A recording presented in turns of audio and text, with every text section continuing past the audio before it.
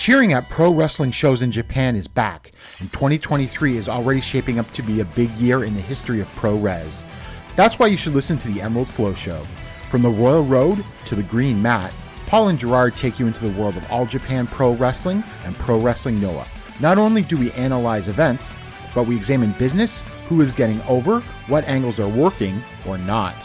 Occasionally, we take a look at other Japanese promotions like DDT and Zero One. So if you're looking for more coverage of the world of Japanese wrestling, check out the Emerald Flow Show on the Voices of Wrestling Podcast Network, available on all of your favorite podcast apps. This podcast is a member of the Voices of Wrestling Podcasting Network. Visit voicesofwrestling.com to hear the rest of our great podcasts, as well as show reviews, columns, opinions, and updates across the world of wrestling. To the highway in a brand new day. Over the rainbow, gotta let it go. So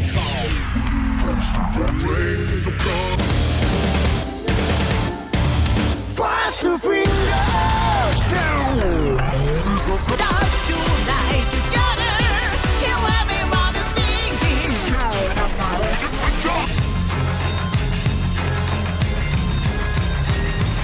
You can't know what your part. Hope you find my one that you.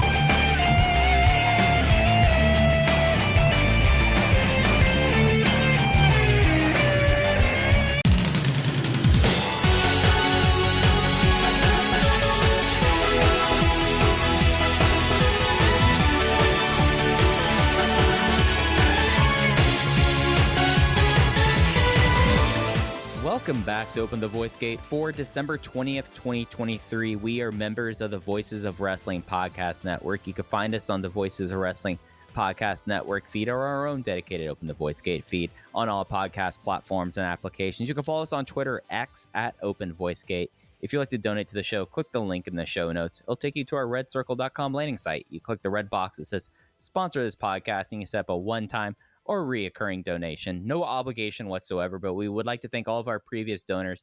It is one of your hosts. It's your old pal, Mike Spears, joined alongside your other host, Case Lowe. And Case, how are you doing as we are now 4 days out of Final Gate and 5 days away from Christmas? The end of 2023 is really upon us here, buddy. How are you? Oh, Mike, it's the most wonderful time of the year. I am doing okay. You know what wrestling I've been watching a lot of recently? Geez. Hey, did you want to give me any direction, or do you just want me to take a shot in the dark? No, you know my viewing habits. Give it a shot.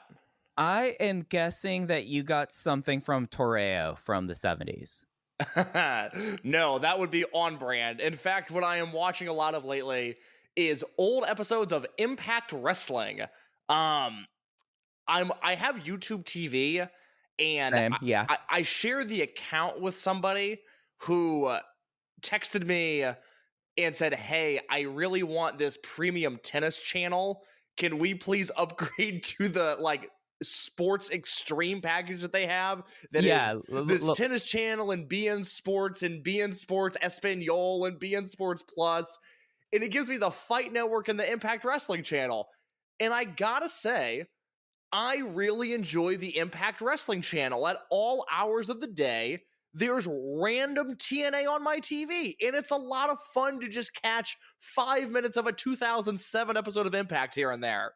Dude, it is something where, other than I basically watch three things nowadays. Actually, four. They're starting I still watch some prestige TV, Case. You can't get me away from Max. I have a lot of thoughts about the finale of Gilded Age, but it's really sports, trash TV, and wrestling. But outside of that, I found more enjoyment out of, because I know the Impact channel is one of those fast channels, the free ad-supported streaming things like that go through all throughout the places. But do you know which one is my absolute favorite one of those? And I just found it on my TV. My TV randomly has this station. What is it? It is nonstop 1986 to about 1992 episodes of Supermarket Sweep. Oh, really? Yeah. And one of my TVs, whenever I turn on the TV, if I don't immediately change the input or pull up Netflix or YouTube TV or what have you, it will revert to this. And I'm seeing David Ruprecht and the world's most acrylic sweater ever. And it's fantastic. It I makes my enjoy day. that. I enjoy that. But it's something where like I've had to interact with a lot of these like random sports stations because I've been trying to figure out case like sorry international listeners.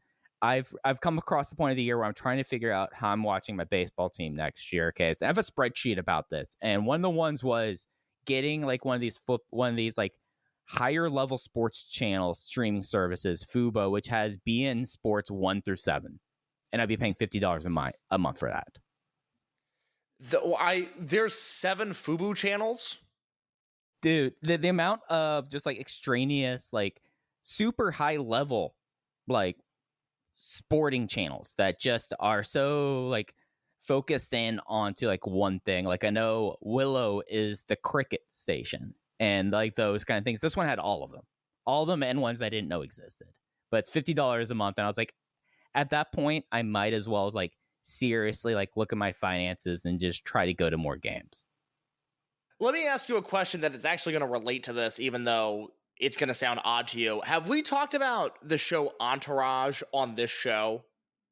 I feel like we have like a common recurrent kind of thing where like Entourage is not something we've talked about, Case, but like there's a lot of moments that I feel like with our interests and things like this, the Doug Ellen show on HBO in the 2000s, Entourage, it feels like it's a common touch point if we haven't gone into it because I before. can't remember, because I watched Entourage for the first time this year, so I'll make this quick just in case I've said it. But if you've never seen Entourage, or if you haven't watched it since it aired, and you have an interest in media and the way that Mike and I do, rewatching Entourage is really interesting because, I mean, you go through this with your shoot job, I go through this with my shoot job, and I think we're pretty tuned into this more so than the average person, of just like the bleak state of media markets and how it's just not a super fun time of existence. Oh, it's awful. If you go back, it's the worst. It's and I don't see it getting better, which is unfortunate. But if you go back and watch Entourage, it's all like,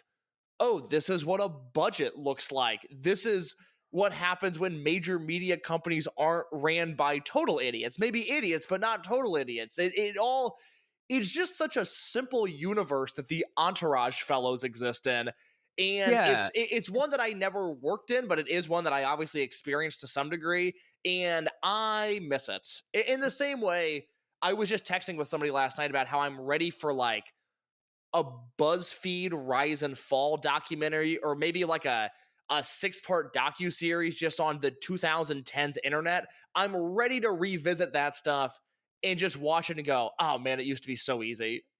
Well, Case, I entered that part of the industry and the tail days of that age. Like I actually got to like a little bit of like when USA announced that they were going back to the Blue Sky dramas. I was a beneficiary of one of those Blue Sky dramas for a good part of my young adult life, just because of where they would shoot things and things like this. But that whole era just does not exist anymore. And it's one of those things that, you know what, actually what I watched yesterday, and it is one of those interviews that it's on YouTube, and you're going to hear a YouTube interview and you're going to go like, oh God. But if you think of things like the way that I do, in case I know you kind of do the same way, Case, how do you feel about Pablo Torre? Unfamiliar.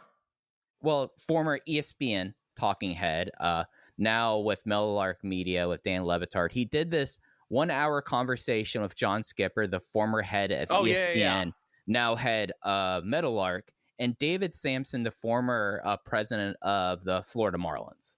And it was all about the lost promise of basic cable. And it was fascinating about like how bundling, and it was all under the thing about sports and like US sports, and like how that has basically crept into every part of media and culture throughout the world. Just the idea of sports rights fees, and how we had it all made basically in the year 2000, and we're never getting back to that. Oh God, that is a bummer. I like Skipper. I think he's an interesting guy. I will check that out. It's a good interview. I'm not a huge David Sampson fan. I like David Sampson a lot more now that I don't live in Miami and have to deal with him and his stepfather ruining a baseball team. Yeah, I don't know. It never looks better. Like, I don't know. I find it funny as somebody that works in terrestrial radio and works in a big market and works on a relatively successful station, like, there's a lot of cool things that happen within that industry, or at least within my job, that I don't know, people have such blockers up on the idea of what radio is. I've never seen a medium where people are just rooting for this thing that is still used and still popular and still has cash flow to it. Just the urgency in which some people wish for this medium to die is amazing, because, like, you know, Spotify does mass layoffs, and you don't see any articles about, like, well, I guess we're done streaming forever. You know, the podcast industry has had this horrible year. There was this great Vulture article on it today, and there's no talk about, like, well, I guess that podcasting fad is over. But if a local radio market cuts 5 jobs, which is obviously unfortunate, it's just, well, I told you radio's dead. Nobody listens to this thing anymore. It's like, well, hold on just a second. Let's maybe pump the brakes. I don't know if that relates to Entourage or the general media market, but it's something I notice a lot and I've been thinking about a lot lately, because I didn't hear a fucking peep when Spotify cut all those jobs about how streaming is passe and past its prime, and that we're all going to have to change our listening habits again. Not a peep. Yeah, and not the fact that all of this was done, that a lot of, like, the market destruction was caused by corporations like Spotify. Yeah. Like, that's the wild thing about that, right? Like, everyone ignores about the steps that led to Spotify actually happening. It's one of, like, Spotify's funny. I just can't believe they got away with it, you know? Right? Yeah. It's just like crazy. Like, the whole thing is just like, wait, they were allowed to do this? Oh, okay. I mean, like, we're at a point where, Case, I'm not going to, like, talk about your employers or something, but, like, it is more likely than not that Spotify is going to merge with one of the 2 or 3 large mass media outlets in the United States, radio outlets, over the next 5 years, more so than anything else. And luckily I don't think it's going to be mine, because I don't know if my specific employer, who are run by lovely people, of course, I don't know if we're big enough, because I'm not iHeart, and iHeart's the most likely of the bunch, but then also Odyssey is in great financial trouble, and they're number 2 behind iHeart, and I could see that pairing making sense. But I think where I work, I think I'm safe for the time being, because I know people that have worked at independent audio companies that have been bought by Spotify, and it's like an awesome 6 months. They're like, hell yeah, we've got Spotify money coming in. They're sending us Spotify beanies, and then they get laid off. Spotify's like, oh, sorry, we can't afford you. And that's just this vicious cycle of Spotify employment. And the only people who made the money were the people who actually sold to Spotify. And they it's Bill Simmons making the money here, folks, not anyone else. Dragongate, and look, and I unabashedly listen to Bill Simmons 3 times a week. I listen to Ryan Russillo 3 times a week. Good on Ringer people for getting their money. I just wish that money was spread around a little bit more. Yeah. I mean, like, that's the way it kind of is at the end of the day. And I kind of feel that way about Meadowlark, which is something I really enjoy. And I kind of see the writing on the wall there. I'm like, get that money from DraftKings as you can and spread it around a bit while you can. So yeah, but we are not here to talk about the depressing state of the sports media industry, Case. We're here to talk about Dragongate, as we are most weeks. This is going to be a fun kind of episode. We're getting close to the holidays. This is going to be our last episode before Christmas. We have not necessarily figured out when we will be back with y'all next week, but we have a real fun episode today. We're going to talk about the Korakuen Hall show from yesterday, the 19th. We will talk about that in terms of the final gate show from the Fukuoka International Center on Christmas Eve. And that's not all, Case. It's not just a big week on one side of the Dragon system. It's the biggest show since GLEAT Verge Mega, as GLEAT returns to Tokyo Dome City Hall for GLEAT version 7. We will be previewing that one as we close out the show this week. A lot of stuff. It's kind of like a holiday buffet this week.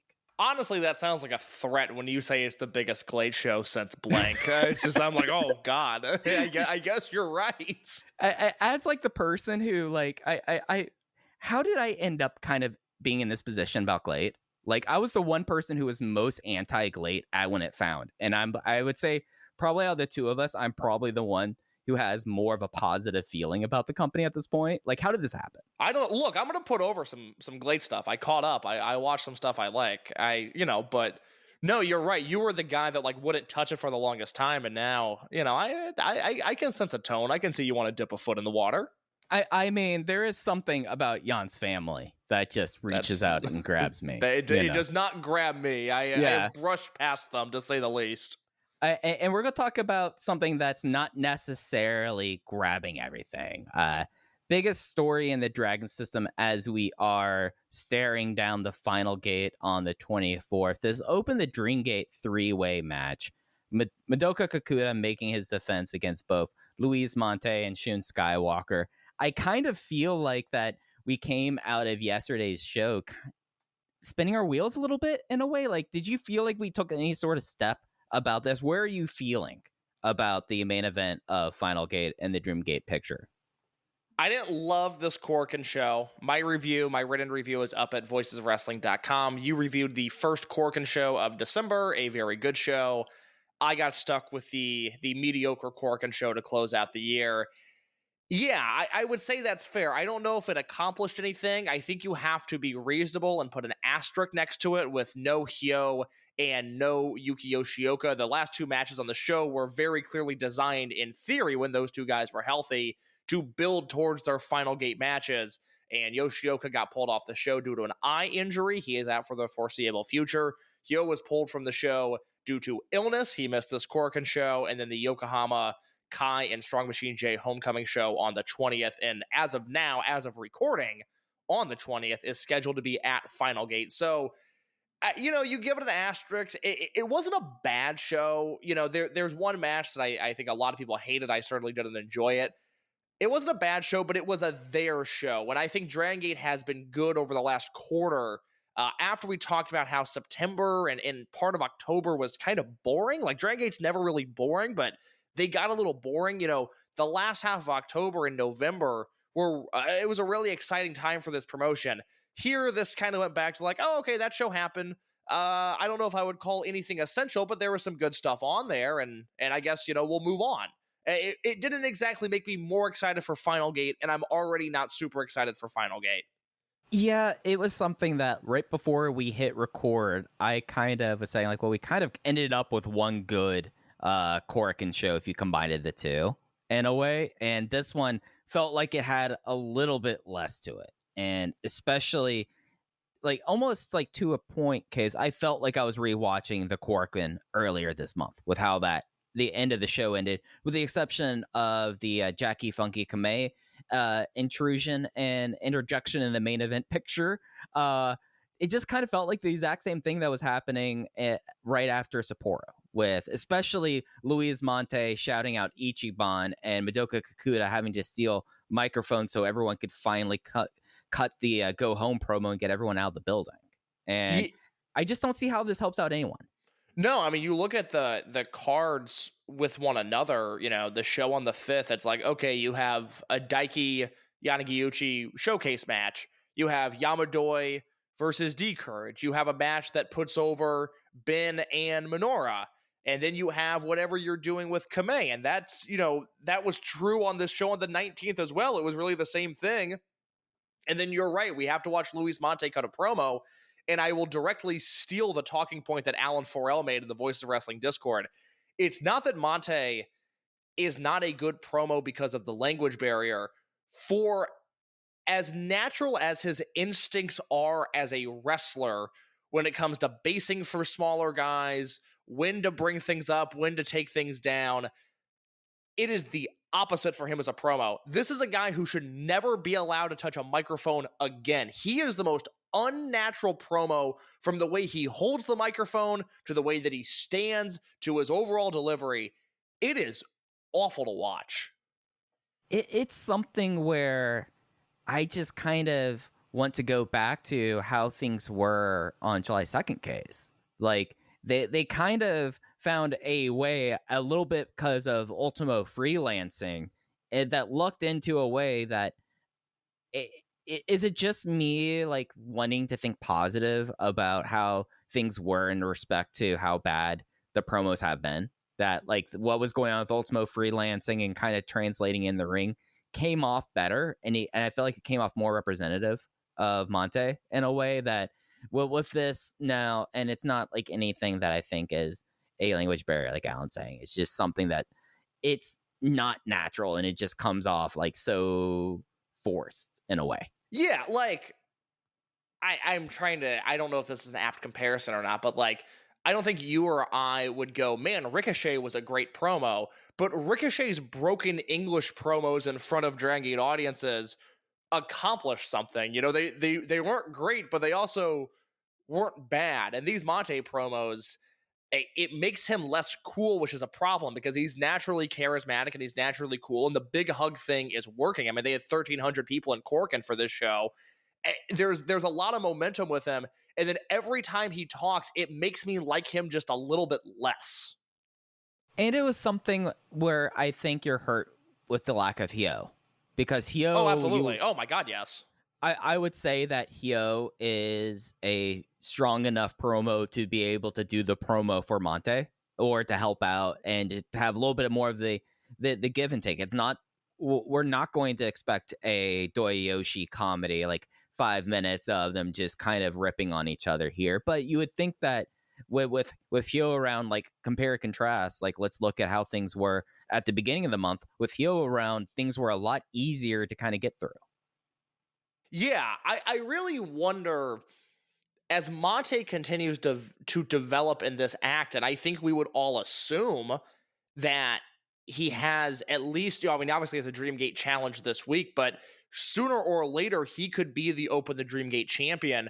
I'm really curious to see what they do with show closing promos because it seems like the type of thing where Hyo should do all the talking. And then ideally Monte has a better catchphrase than Ichiban and he can close out the shows with that, you know, almost like a Johnny Gargano-esque, did you enjoy the show? But I don't know what they're going to do. And it, you know, bad job out of me as an analyst. It's not really an obstacle that I thought of, but I also, just having watched Diamante be really, really cool for 3 or so years, I never would have imagined that his off-language promos would be this much of a hindrance. I did not see this obstacle coming, and thus I never really thought about it until now.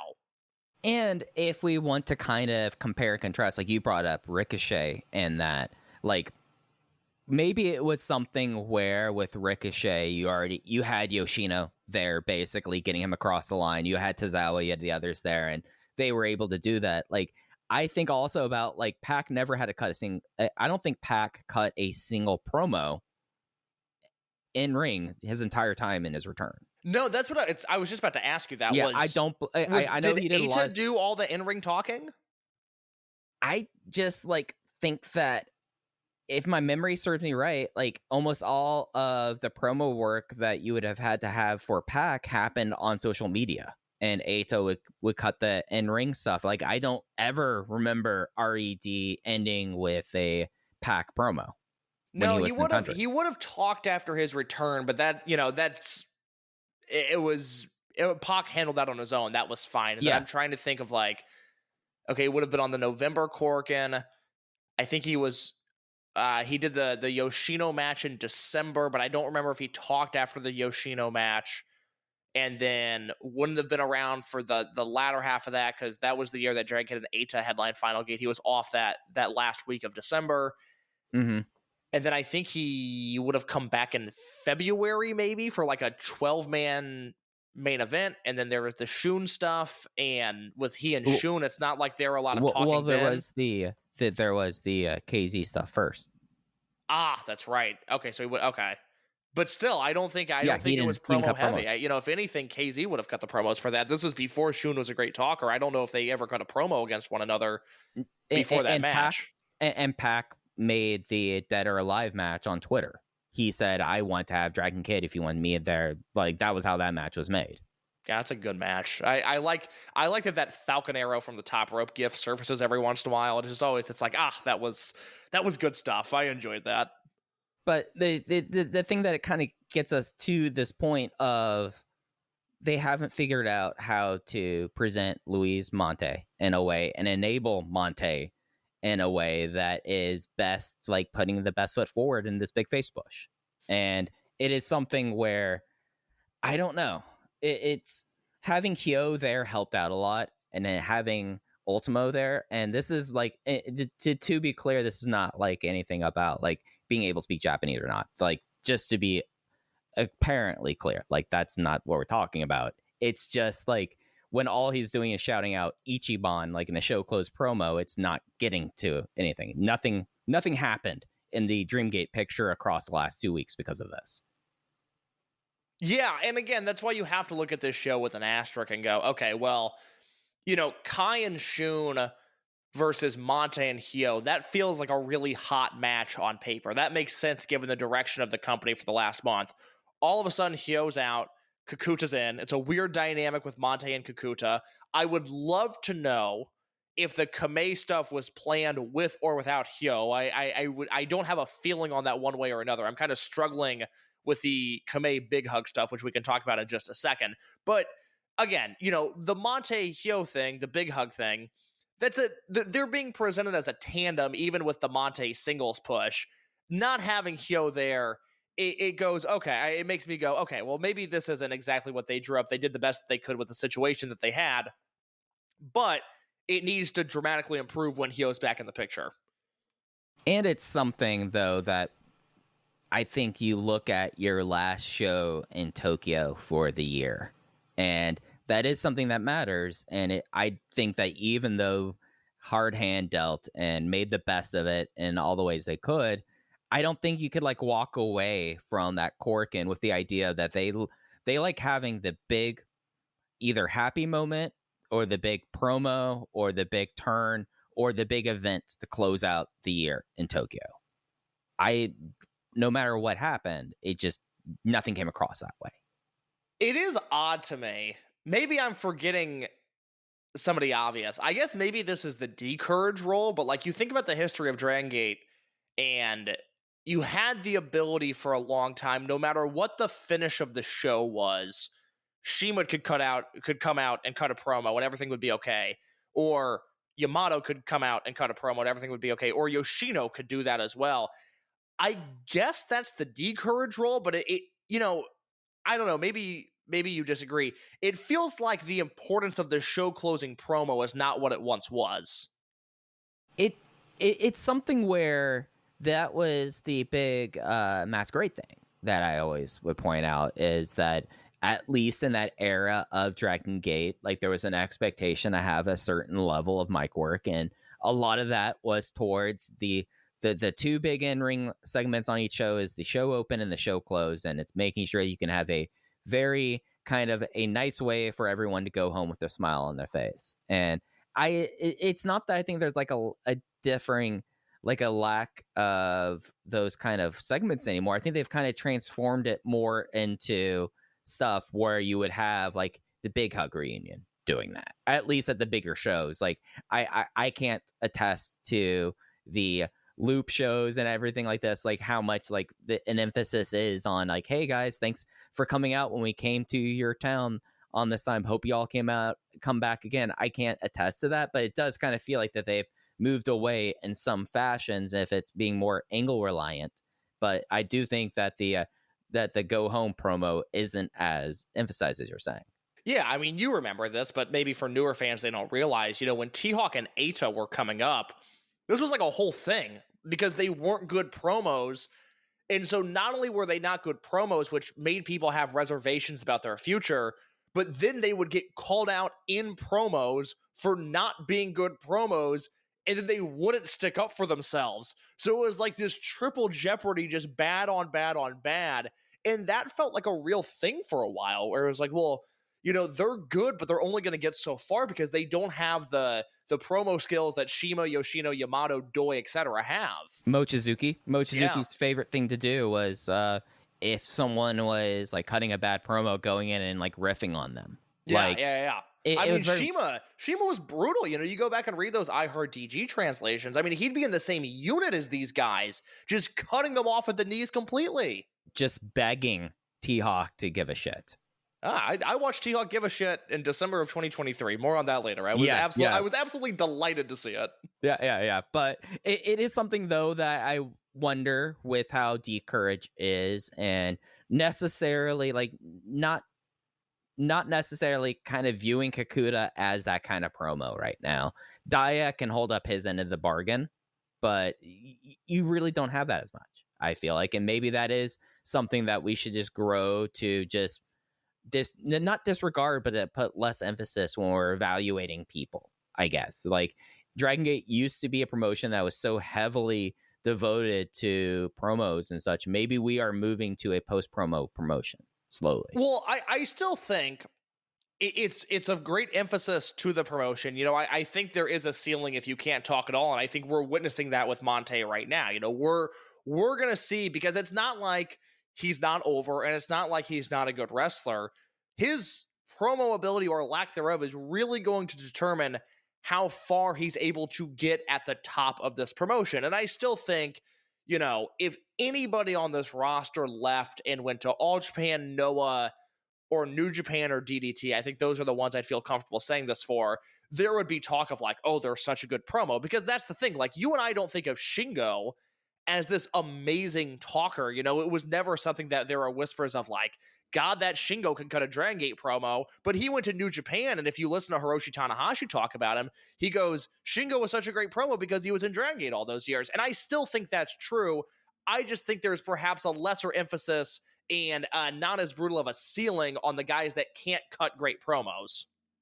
Yeah, I think that we're going to probably see within the next 3 to 5 years, like, we'll know long enough, and in case we'll probably go back and we'll have someone say like, hey, do you remember that thing you said in 2023 about where promos were going? And I don't think that it's necessarily something where, let's just, because we brought him up a little bit ago, 2017 T-Hawk. If we were in 2017 and this was T-Hawk doing these things, we would kind of be walking away for hands in there, going like, that's it, this guy, like, all right, he's fallen flat again, because he was. But I would say that over the 6 years, we're kind of seeing now more of a forgiveness that is happening. And if that is a bit of moving past the promos, or like not having the people around that are willing to cut you off at your knees, it does seem that there is kind of a little bit more of a forgiveness now. Well, what have we heard from everybody that we've talked to, both publicly and privately, about the regime change? Because when I talk to people that have been in Dragongate in both eras, whether they're native wrestlers or foreign wrestlers that come over, when I talk to people that have experienced both, the only thing I want to know is, hey, what changed after 2018? It's my first question. I ask it a lot. And the common thread is, well, the mental health of the company is better. You know, right now, you know, guys are fighting for each other instead of, you know, fighting against each other. And it's made the company as a whole, the backstage scene, much healthier. Right. What's the one word you'd always hear? Because I imagine it's the exact same word that I always hear, and it's family. Yes. You would never hear that, like 6 years ago, you would never hear that kind of thing talked about. And it does. No, it was a machine. It was an effective machine, but I don't think it had the family aspect that it has now. Right. Yeah. And I think that does kind of maybe a little bit extends out to the crowd, and a little bit of a forgiveness, because like I just would think like repeating the same promo would be such like a turn off to like a fan base, and especially one that like has opportunity to see more high level pro wrestling than anywhere else in the world. Like you're repeating yourself twice in 2 weeks, and it does not seem like it's such a thing for us. But we are 4 days out of Final Gate. Still, it does look like this might be I know Jay on commentary was talking about if this is going to be a 1 fall or a 2 fall 3-way match here, where Kakuta going to have to get pinned to drop the title. Seems like it's a little bit in open air here, but where are you feeling going into this weekend? I'm not super into it. You know, I was a defender of the match when it was announced, and I still think they're doing Kakuta a favor by booking this match. He's the guy that his reputation is saved by having this be a 3-way, because the alternative is, you know, Shun versus Monte feels like the hottest thing in the company. And if they book a singles match between those two, it's going to feel like a bigger deal than Kakuta versus anybody else. Or they'd have to throw away another Big 5 show with Monte and Shun and just do, you know, an 8-man tag or whatever. And then it would be like, oh, well, that's a shame they're only doing that on the pay-per-view. And then they would have Kakuta versus whoever. So I think it's okay for Kakuta. I don't have a feel for the finish. You know, I I feel like Kakuta's going to retain, but I am in favor of Shun winning the belt. To me, again, the worst option is Mante winning. I would strongly disagree with that. I would think that would be a huge mistake, but as I've talked about for the last few months, in this era of the promotion, the booking pattern that we continually see is that they now have this affinity for being cutesy with the Dreamgate belt. They don't book it to me like a serious title in the way that it should be booked. They like throwing it into these gauntlets, for lack of a better term, even if they're not specifically gauntlet matches, but there's always some hubbubaloo with the Dreamgate belt. It's never as simple as I want it to be. I like all of that hubbubaloo elsewhere in the promotion. I like the Dreamgate stuff to be simple. That has not been the case over the last few years, and I have this horrible gut feeling that Monte is going to win this belt in front of a cold Fukuoka crowd, cold verbally and cold literally. That building is infamously very cold, and it's going to be a waste. You only get that first title win once, and it should not be here. It should not be in a three-way match. Yeah, and I really think that Monte winning it can't happen here. That is really like not putting your best foot forward towards a guy that you have been basically for 3 years preparing for this role, and now you're just going to have him win it in a three-way in a cold building in front of a cold crowd, and when you're not really hitting on all cylinders in the elevation. Like it's something where I keep on coming back to this, and I still have yet to see anything to dissuade me, Case. I think the clear thing here is if they're able to pull it off, and I just, with the last 2 weeks booking, I'm not certain that they are able to, of how cute they get with this belt. I still think that we are looking at something where Shun gets the belt, and then we go to a full one-on-one chase for Monte. And then we later down the road get that happening in a better building, hopefully in front of a more receptive crowd, and also perhaps one that a storyline that feels a little bit more devoted to him, like how things were devoted to him basically up until the last 2 weeks. And I think that's probably the right move. If Kakuta retains, like we talked about last week, because you got to remember they've got Gate of Bayside at the end of January. It's the first time they're running that show. It's in Yokohama Budokan, so bigger building. That's the name of the building, right? Yes. Yokohama Budokan. So it's a bigger building. You got to put a Dreamgate match there.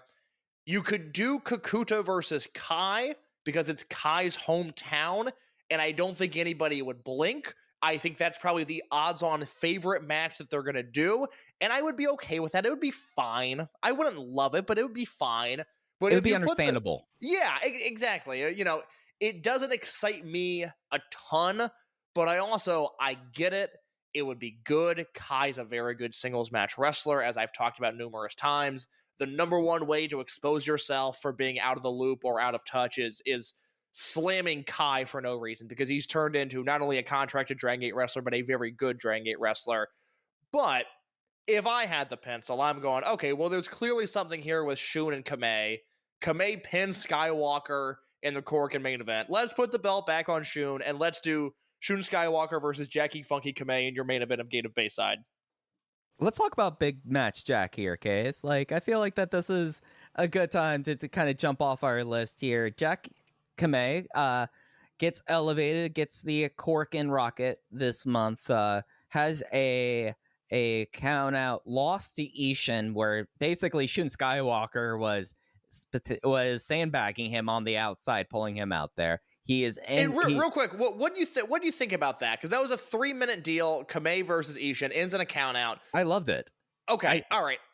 But I also knew that Kamei was going to be put in the main event.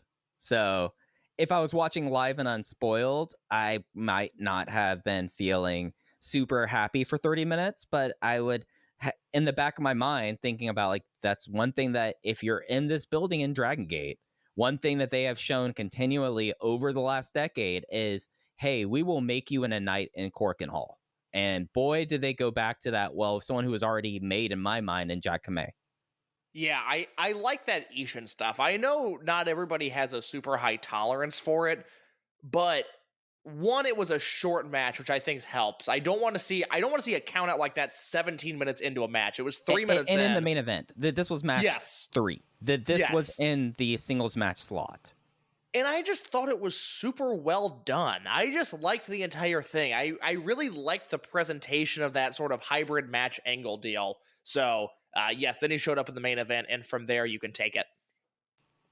It was something that, as probably the person leading the charge on Takedo Kamei's career so far, I just like seeing how the way that it's like, oh, he's jumping in there, and they played up on it, at least Jay did on commentary. He had Jason come in as Ho-Ho is on tour right now. I believe he'll be back towards the end of January, but Jason came in asking him after match 3, like, oh, how is Jack? It seemed like he was really pissed there. It's like, oh, he stormed off, and then he storms back, and there was a little bit of messiness getting into the match, but the match itself, what is more fun than seeing someone in Jacky Funky Kamei who has basically been thrown around by these two guys in Shun and Luis Monte for the last 24 months in some fashions or another, suddenly now become a living weapon because of Luis Monte. It's familiar. It was so smart. I loved it so much. Yeah, I loved it. I loved the whole impromptu main event thing. I'm a sucker for that. I can't believe more promotions don't do this sort of stuff where one main event blows up and they do another main event right on top of it. It just works for me every time. I buy into the concept. I get more into the main event because I was not feeling, and no fault of Dragongate, but with Hyo out, I was not feeling Monte and Kakuta. I just felt like it was going to get awkward fast, and I didn't think they were going to have chemistry. So they do the DQ finish with Skywalker attacking those two with chairs, and then Kamei comes in, makes the save, and they do this 6-man. And once again, Kamei was the star of the show. And this is what I talked about at length 3 weeks ago, where I said, hey, we're 3 years into this guy's career. By the time a lot of people hear this, he'll have had his 20, 21, 22, third or fourth anniversary. I can't do that math. I always get that confused. It would be his third coming Third up. anniversary. Actually, his third might have been, by the time y'all are listening to this, it might be the third anniversary because it was the 21st, right? It was the 22nd. I just looked it up. So 24 hours anyways, off. Sorry. Yeah. But still, so he's been in the company 3 years, and I made the point. I was like, look, the guy's not in enough big matches. The only Bravegate matches he's been in are the SB Kento matches, and I think one other challenge maybe against Daya. He hasn't been in a ton of Twin Gate matches, despite being in one of the best Twin Gate matches ever. In his Triangle Gate matches have meant nothing historically. Like, they're making a mistake with this guy. I almost want to vote him most underrated in the Observer Awards just because I feel like he has such a higher ceiling. And ever since then, he had the weird Hyo Bravegate challenge on the house show, which was a good match, and he lost. And then he has the pinfall win against Skywalker here, where brilliant stuff. This was, to me, why this show is worth watching to some degree, is Skywalker's throwing all of these big moves at Kamei. He kicks out of the big moves. Skywalker sets up for the knee first moonsault, and before he can take off, Monte comes flying out of nowhere with a springboard dropkick, hits Skywalker. He is essentially tabletopped over Kamei, and then Kamei does the Jackie knife and gets the win. Brilliant finish. Protects Shun, extends the feud with Skywalker and Monte, and also makes Kamei look like $1 million. They accomplished a ton of things in under 10 seconds. Just a brilliant job by Dragongate.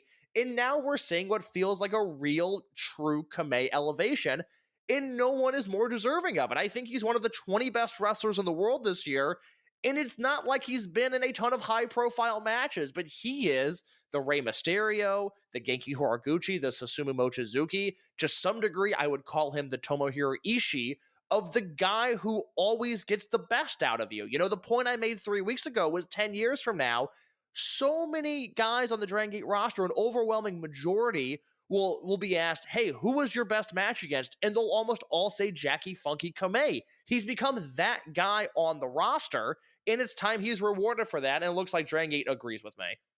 And with where he's at, so entering his fourth year, essentially, as of Final Gate. He'll be entering his fourth year.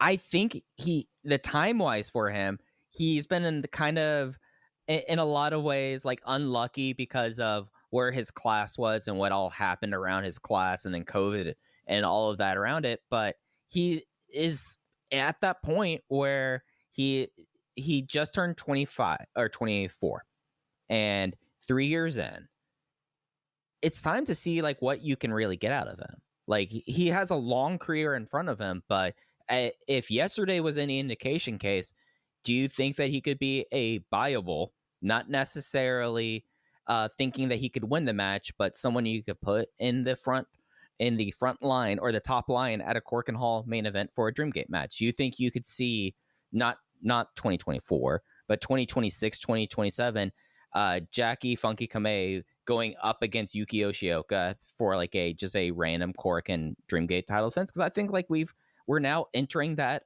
reality. Well, yeah, I mean, look, if you booked, if Skywalker wins on Sunday, you could book Skywalker versus Kamei and Korakuen in January on the second show, not the Mochizuki show, and I think it would sell 1,400 tickets. He's at that level now in the right instance. What you're asking is, a few years from now, can he be a quote-unquote random Dreamgate challenger? I kind of think so, and that is shocking even to me because, you've always been so high on him. I think because you've seen this in him, and my point was like, look, he just doesn't have the right charisma for a guy his size to have this ability to be like a true main eventer, whereas, he obviously came up with SB Kento. It's not that Kento's bigger than him, they're the same size, but I always felt like Kento had the right type of charisma to be a main eventer. Kamei is developing that, and it's really, really exciting. Case, do you know how much taller Kento is billed at than Kamei, which seems like such a hysterical thing in retrospect? Oh, what, did they give him like 10 centimeters on him? They list him at it ends up being 10 centimeters thereabout. Yeah, because they list him at 5'7". Then whereas Takedo Kamei or JFK's height comes in, he's at 163 centimeters. That's essentially 5'3", which feels legit. Yeah, Kabune's not 5'7". Yeah, no, I mean, if Kabune is 5'7", then I'm 6 flat. Yeah, and you are not. And no, I am not. Someone's hung out with you a few times. You're not 6 foot. I'm proudly not 6 foot. I'm not, and I'm not 5'10". I'm not 5'10" either. But it is something though that we are starting to see something where no, I don't think that we're seeing someone who's going to break through that sort of kind of size ceiling in this company in the way that SB Kento was on the path to do so. But it is something where like you give me a lot of credit for pegging him as someone worth keeping your eye on 3 years ago, but I didn't peg him as a Dreamgate challenger. I pegged him as, hey, this is going to be the guy that will be the most fun number 2 guy on a Triangle Gate team getting his ass kicked. Like, that's where I kind of saw him as a Brave Gate challenger, not someone who's like introduction to a Cork and main event, and now there's going this big hug versus natural vibes entry on where's Jacky Kamei going to go. I didn't see this happening. Like, this is far beyond my biggest imagination. No, and he should never win the Dreamgate Championship. He should be a challenger once every few years when the moment's right. He should get his ass kicked. And honestly, the career archetype that I see him in now is pre-2013 Masato Yoshino, where he was a marquee Twin Gate wrestler. It mattered when he won the Brave Gate. It mattered when he won the Triangle Gate, and he was always in the mix. But, it's funny, the last 5 years of Yoshino's career were so dominant that people might not realize he wasn't really a proven main eventer until one day he just was. That's the only way I can describe it, is he won the Dreamgate in 2013, his second run, and it was just like, oh yeah, no, this is where he belongs now. But it wasn't that way, When you look at it was the orange. It was the orange. It was, because like you go back and look at Junction 3, and it's not like he's the alpha dog in Junction 3. It's not like he's the alpha dog in World 1. That was Doi and Hulk's unit. And he was a Dreamgate champion in World 1. And it was not a great run. No, but it was something where there was a day that basically happened, and it was essentially around the time that Monster Express formed out of the husk of Akatsuki, Mad Blanky, which would still exist, and more so World 1 International, where we all kind of went like, oh, Yoshino's the guy, basically. It just happened. It's one of the stranger things in Dragongate. I've been thinking about this a lot recently. One day it was just like, oh yeah, Masato Yoshino's the ace of the company. Like, yeah, he's of course he's the Dreamgate champion. And it wasn't like that until it was. It was just very strange the way that happened. And it was something that, in retrospect, we then try to figure it out. And I don't know if it's something where maybe it was the Dreamgate run that he dropped the belt to Ricochet, or that he beat Ricochet for the belt. Yeah, I mean, because the Yamato match that he wins the belt, I mean, that match is incredible. And then it's Doi and Osaka, and then it's Hulk at Final Gate, and both those matches are fine. Like, they're decent matches. And then it's the Mochizuki match in Korakuen Hall, and then he loses the belt. But I don't know, something just changed about the way he presented himself and the way the crowd responded to him. And all of a sudden, Yoshino went from, on the cusp of being a main eventer, really an upper mid-card guy, to he was the guy, and he was the guy that the company desperately needed at different points in history, and he delivered. And Kamei right now, again, if he can just, copy 2007 to 2010 Masato Yoshino, he's going to have a wonderful career. I want to talk about Dragongate and the way they handle these tag teams in just a little bit when we talk about Gold Class, because if I were, booking Dragongate right now, I would be dedicating a lot of time and energy, whether it's, Jason Lee or UT or Dragon Dia or Hyo or Monte, whoever it is. I would be sitting down and really focusing on who Jacky Funky Kamei is going to form a legendary tag team with, because that's how he should ultimately be remembered, is as one of the great tag team wrestlers of all time. And maybe through that, he can elevate himself within the company to a Yoshino-like level, where one day it makes sense that Kamei could challenge for the Dreamgate belt. But right now, that would be my sole focus, is finding him a legacy style tag team partner, because that is where I think he's going to shine brightest. And talking a little bit about that and the injuries and tag team partners. Before the show, it was announced that Yuki Yoshioka had a eye injury and would be vacating the Open to Dragongate titles. On the Korakuen Hall show, it opened up with D Courage in the ring, Dragon Dia vacating the belt, saying, hey, this is a temporary thing, because when you think about the Dragongate division, you usually think about us lately. And later on in the show, we had Alejandro have an appearance in the semi-main event, and afterwards talk about how he still had kind of an open shot for the Dragongate, and talked about how Yuki Yoshioka really wanted to see Kaito Kiyomiya. So Kaito Kiyomiya was here, but who was there to see those 2Ks? It was Gold Class. You did a beautiful job setting that up. Can I back up for 1 second, because I have a question for you? Absolutely. I apologize. You did a great job setting all that up. We're going to go back to the Dragongate in just a second. But I have actually a clarification question, because after the main event, Monte once again tries to recruit Kamei into Big Hug. Shun initially cuts him off. It doesn't look like we're going to get an answer. And then Kamei kind of fights him off and says, no, he's going to stick in Natural Vibes. I'm having a very hard time reading this story for whatever reason. Do you get the sense that Kamei is just in Natural Vibes now, or that they're going to keep trying to get him in Big Hug? I feel like it will kind of come to a point where he will have to make the breakaway thing, and could it be that it's not Big Hug that he's breaking away into? Like, I feel like that it's one of those things that we are kind of seeing. I mean, he's coming up on 2 years in Natural Vibes, so I think this is kind of the start of Kamei's exit from the unit. Now, is it to Hyo and Monte? Probably, but I could just as easily see him step away and say, no, I don't want to be a part of this. I want to do my own thing. That's the thing. Do you think he's at a point where he can start his own unit? No, but I think he can be the support of someone else starting their unit.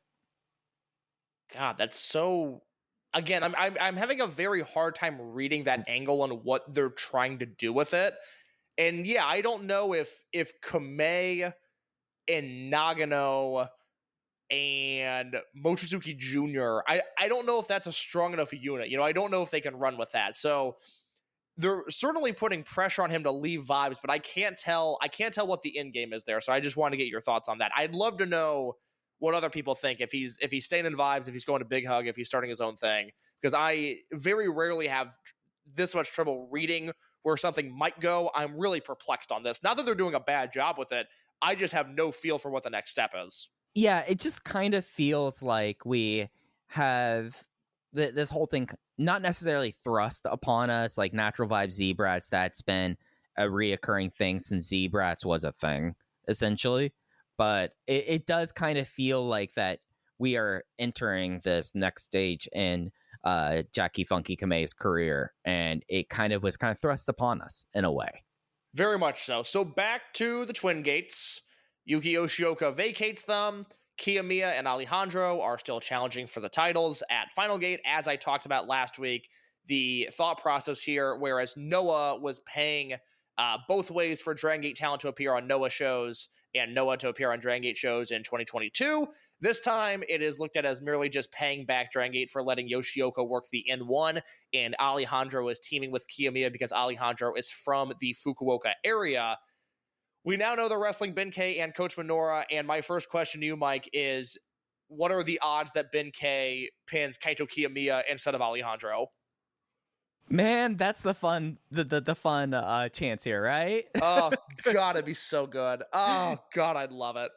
Because like right now, we imagine Team Muscle's just going to throw them around and eventually going to squish Alejandro, take the belts, and we're going to move on with our day, right? Yeah. Like, but what if? What if there's only one person who can understand what the hell a galaxy view is, Case? And that is the Chicky Sensei.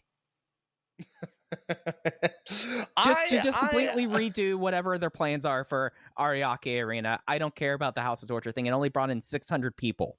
Like, focus on the thing that the program involving Kiyomiya that actually has people showing up. I am so fascinated by how Alejandro in Noah has never once popped off the screen. I've never watched an Alejandro Noah match and gone, I kind of like that guy. He looks so happy whenever he's in Dragon Gate. That feels like, there was the report earlier this year that unfortunately never came to fruition because I thought it was interesting that Dragon Gate had at least inquired about shows availability in New Japan. We know, other than Kai and, Kazuma Sakamoto, who is still a freelancer, historically, Dragon Gate is not a promotion that really recruits from outside. At this time next year, if Alejandro was in a unit on the roster, it would not surprise me at all. This guy looks like he desperately wants to be a Dragon Gate wrestler. Yeah, and it's something where when we see all the Noah and Dragon Gate interactions, other than the stuff with Amikusa / Hao, it does feel like Alejandro is the one that fits in the best.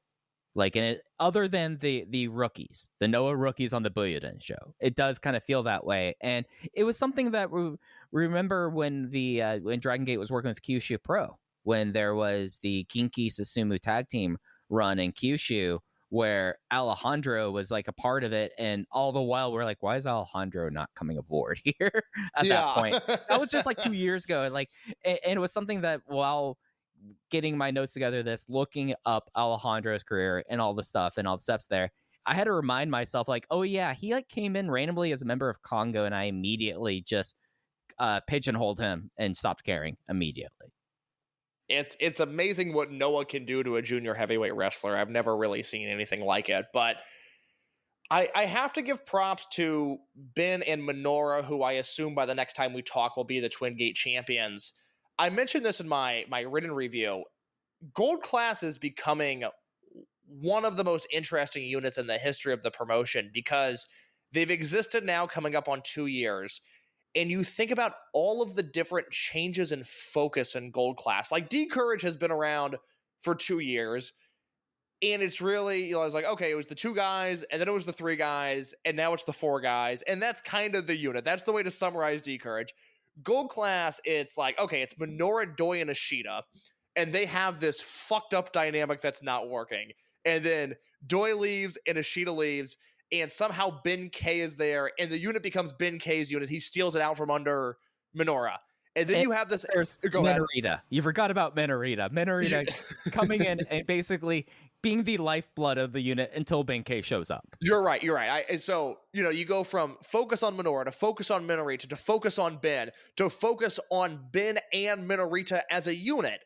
And then it felt like at the end of last year, like around this time, Minorita got the Brave Gate. So it was, okay, focus back on Minorita.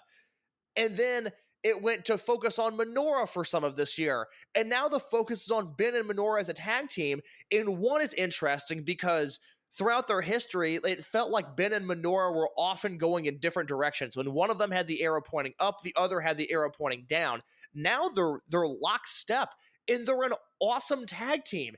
And I feel like in this most recent run of Dragongate tag teams, we keep on falling into teams with great chemistry, and I feel like their stories continue to be untold to the fullest degree, and it's becoming really frustrating for me. And I just feel like Ben and Minoura, they're probably going to win the Twin Gate belts, and then they're probably going to drop them, and we're just going to repeat the cycle. Because if you remember, Mike, I mean, I used to complain about this. Oh yeah, there was a like a 3-year period where Kai, Yamato, and BB Hulk were in the Twin Gate picture no matter what. Those were the guys. They were champions, they were challenging, they were friends, they were foes.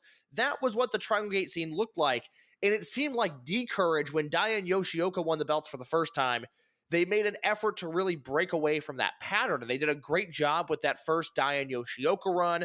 Then they go to Shun Mate. You get the Shun Mate stuff, which I feel like we'll remember very fondly because of the Kobe World match. But I also feel like they left a ton of meat on the bone with Shun Mate as a team. The same can obviously be said for Jacky and Jason. And then, like, you know, Shimizu and KZ and even I would argue Kano and Kondo to some degree. Like, they're just running into these teams that have great chemistry, and yet it doesn't feel like their reigns as champions or even just their time as a team are fully fulfilled. And it feels like they really have something with Ben and Minoura. I want to see these guys really embrace being a tag team, and I worry that they're going to win the belts, drop in February, then we'll never see them team again. Yeah, like, Case, remember how much fun Big Boss Shimizu and Susumu Yokosuka Oh were my God, as Twin Gate champions? I loved that team. They aided Big Boss Press. Just became one of the more fun finishing moves. It's like, yeah, he's just slinging them down there. It works. Yeah, and just like as another little pseudo point of comparison here, Case, like, not completely relitigating the Dreamgate situation, how much more meaningful would this all feel right now if we maybe had a 6-month longer Shun Mante Twin Gate run? It is possibly the thing that if I had the Dragongate time machine, you know, Kamei and Jason didn't need to win that match at World. Still would have been a 5-star match if they lost. And really, Dai and Kakuta and Hulk and Kai, the next 2 champions in Lineage, they didn't need the belts. Shun Mate should have lost to Shimizu and KZ in December of last year, and we could have gone from there. It just feels like they left so much on the table with Shun Mate, and now we might be in a similar position with Ben and Minoura. Yeah, and like the frustrating thing about it is they do this, and it's not like it's going to another tag team that's established, you know, or a team that has like some sense of permanence to them. It just seems like it'll be like what's going to be the next team up. Maybe somehow we luck into, oh, we're going to have a couple meaningful months with Susumu and Kanda. Like, it just seems like that's more happenstance than actually it'll planned be out. Daya and Tanaka probably, and it'll be cool and it'll be fine. But it feels like Ben and Minoura have a real thing here. I will give credit to Dragongate. You know, they didn't do Susumu and Kanda versus Mochizuki Senior, Mochizuki Junior, which I would say, thank God they weren't planning on it, because Junior got hurt. They wouldn't have been able to do it at this show like I thought they were going to. Other than that, I do feel like they fully explored Susumu and Kanda as a team, and oddly enough gave them the most memorable run of their entire career as a unit together. So I do have to give Dragongate credit for that. I thought they nailed that one. But over the last 2 or 3 years, I just, there's nothing better in wrestling than a good Twin Gate match. To me, it is the highest level of wrestling there is. And I feel like they just haven't made the most of it. And it's been very frustrating because Twin Gate matches are still wrestled at a super high level. I am looking at, top 10 matches of the year right now, both for Dragongate and worldwide. And when I look at my Dragongate top 10, very few matches I enjoyed more this year than Shimizu and KZ versus the Mochizukis. Like a crazy, underrated, crazy good match. And I just feel like we should have way more of those. But teams are not doing what they once did. No, it certainly does not feel that way right now. Okay, should we run down the remainder of Korakuen before we get into our final gate preview? I think that's a great idea.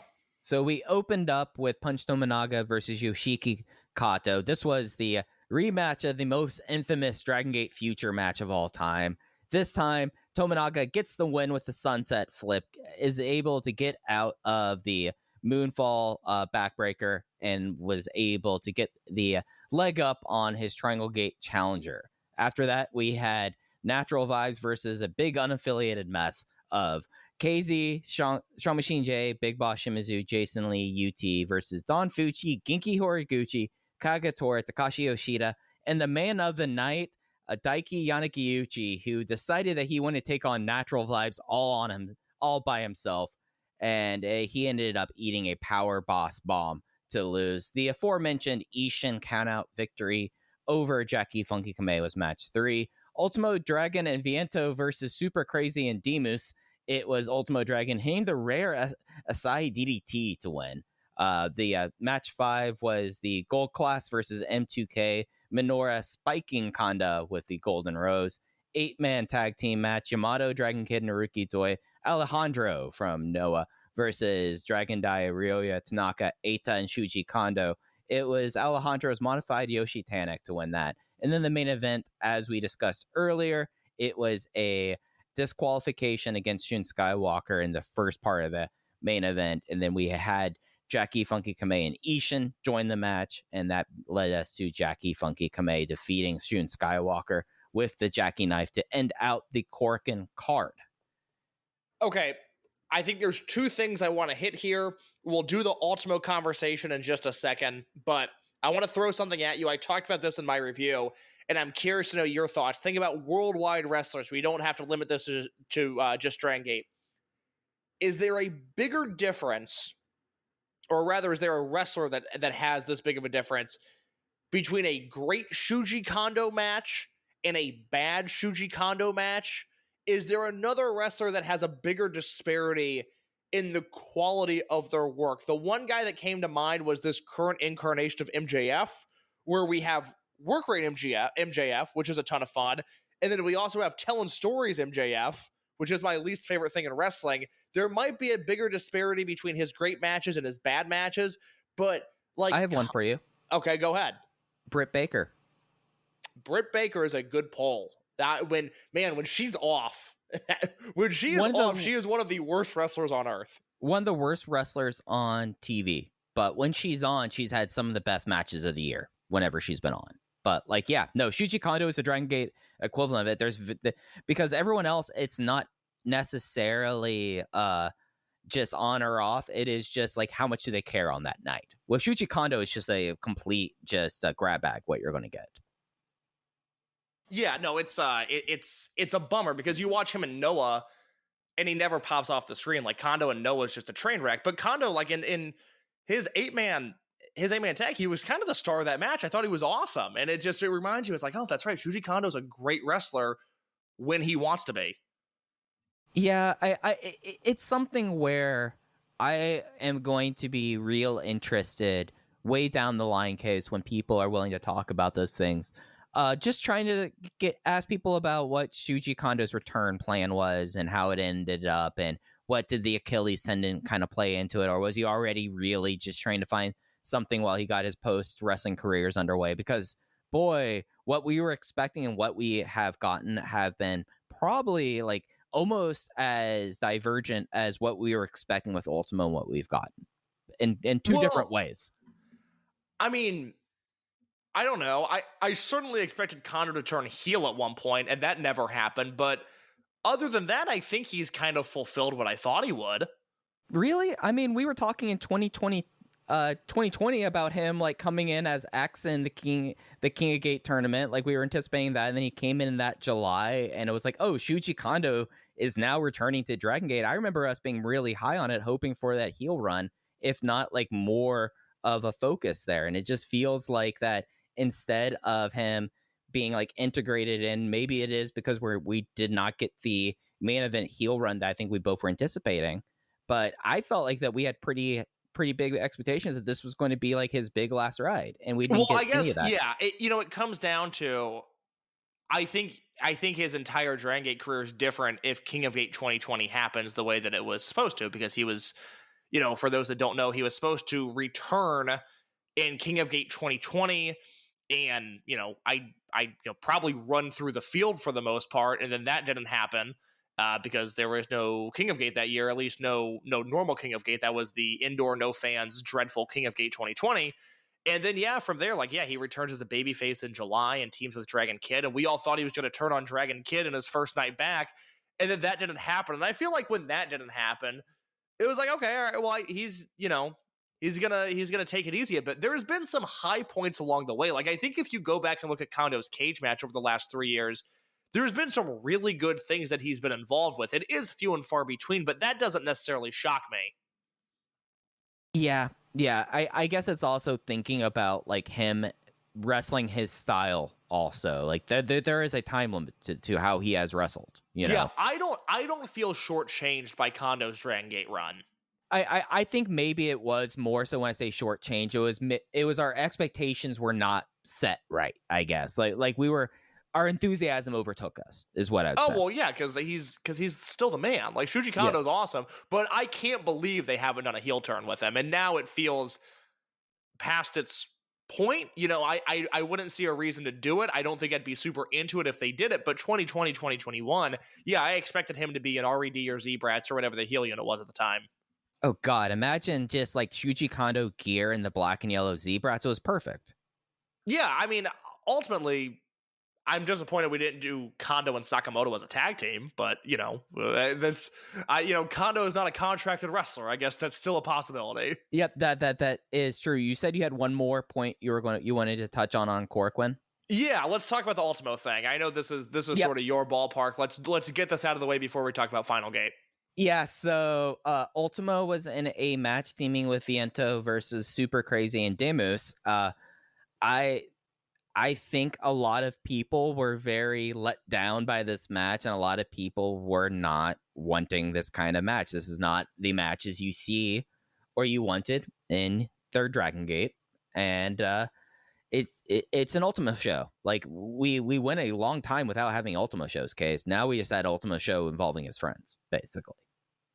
I'm not super bothered by it. I talked about it in my written review. There's history for this. It's not a moment where, like, wow, Ultimo really, really got one over on Dragon Gate. You go back to the Luchador friends that helped out in the early days of Toryumon, Perry Saturn and Norman Smiley showing up and working that T2P show.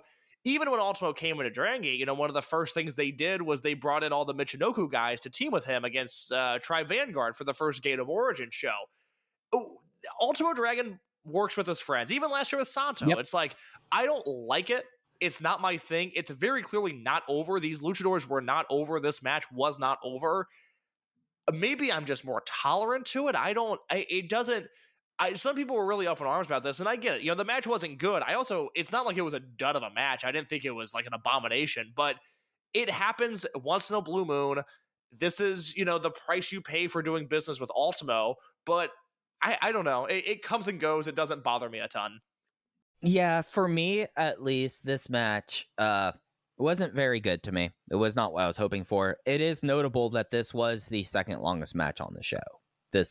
But it was match 4. It was pre-intermission. We got out of the way and we moved on. A larger question that I kind of wanted to touch on, bring up here. We also, fresh on the heels of Viento and Demus, are out of Dragon Gate. They left. That was it for their tours. We have a new announcement, a new wrestler coming in. Some folks who are very familiar with indie lucha would be very familiar with Johnny Valletta coming in on the Korakuen Hall show in January, teaming with Z-Brats due to his relationship with Shun Skywalker and Kai. And I think really now is the time where we kind of make not a full judgment, but I think there's a reality we must come to when we talk about the Dragon system and foreigners that comes part and parcel of Ultimo, that we are out of the era that we had, and it was, I would argue, one of the more exciting foreigner eras in modern Japanese wrestling, of getting folks dating back to like Jack Evans, Matt Sydal, all the way through Ricochet, Pac, Flamita, Bandito. We're now kind of dealing with who will come over and who are friends of Ultimo. And sometimes it pays off, case. Sometimes it really pays off in the case of Luis Monte, and sometimes you get stuff like this. Well, look, it's a change in focus, and we've talked about this on this show before. The stakes for somebody coming over now, a foreign wrestler coming over, are lower than they were for obviously Jack Evans, Pac, Ricochet, even like a Kevin Steen type. I feel like they were thrust into the spotlight more. And there's been a change in the turnover of the company 5 years ago, where now, if you're going to be a foreigner that comes over, you're either going to commit to Dragon Gate and then maybe you'll be pushed, or you can come in and do a tour or two and you can work selective important matches here and there, but they're not going to put any focus into you. Whereas, previously, if you were not from Japan and you worked a Dragon Gate tour, you were all over the place. Peter Casa was in super important Dragon Gate matches despite not being on the talent level of other Dragon Gate wrestlers. That's just not the case anymore. These guys feel a little bit more secluded, and there is absolutely a company shift. And look, we can't invest in Pac, Ricochet, Uha. We're not going to invest in Top Flight, to use a contemporary example, just for them to get good under our company's umbrella and then leave us. We're not doing that anymore. Either commit to us and we'll push you, or if we need to fill out the card, sure, we'll use Ultimo's friends. I don't necessarily love it, but I understand where their heads are at. It's just something for me that it's frustrating, because one of the things I loved about Dragon Gate in the aughts and the 2010s was the aspect, and I think now we could clearly attribute it mainly to one person that was someone who was very good at, and I am on record as saying as perhaps the greatest talent evaluator of the modern era. And that's just not what it is. And no, I'm with you. And it's unfortunate that, Ultimo's connections are so tied to Mexico, where it certainly feels like, and I'll ask around to see if I can get any concrete information on this, but, it certainly seems like if you're of Mexican descent, if you're not on the same page as Ultimo, you're not going to work Dragon Gate. And I do think that's a mistake with all of the talent that's available in Mexico right now. I wish Ultimo was tight with the Canadian indie scene or something. Then it would be a little bit easier to stomach. Yeah, and it is something where, at least when we're talking about with Mexico, having just solely Ultimo's friends, you miss out on the previous relationships. At least for me, and we'll talk about GLEAT later on. There was a time there was a lot of exciting and interesting people coming in from Big Lucha that were Flamita and Bandito students that in a different era would be coming into Dragon Gate, that because of just how cards have laid and how people ended up in certain places, it just does not happen anymore. And that for me, at least, it bums me out a lot. It does. So what are your thoughts on our newest foreigner coming over in the month of January?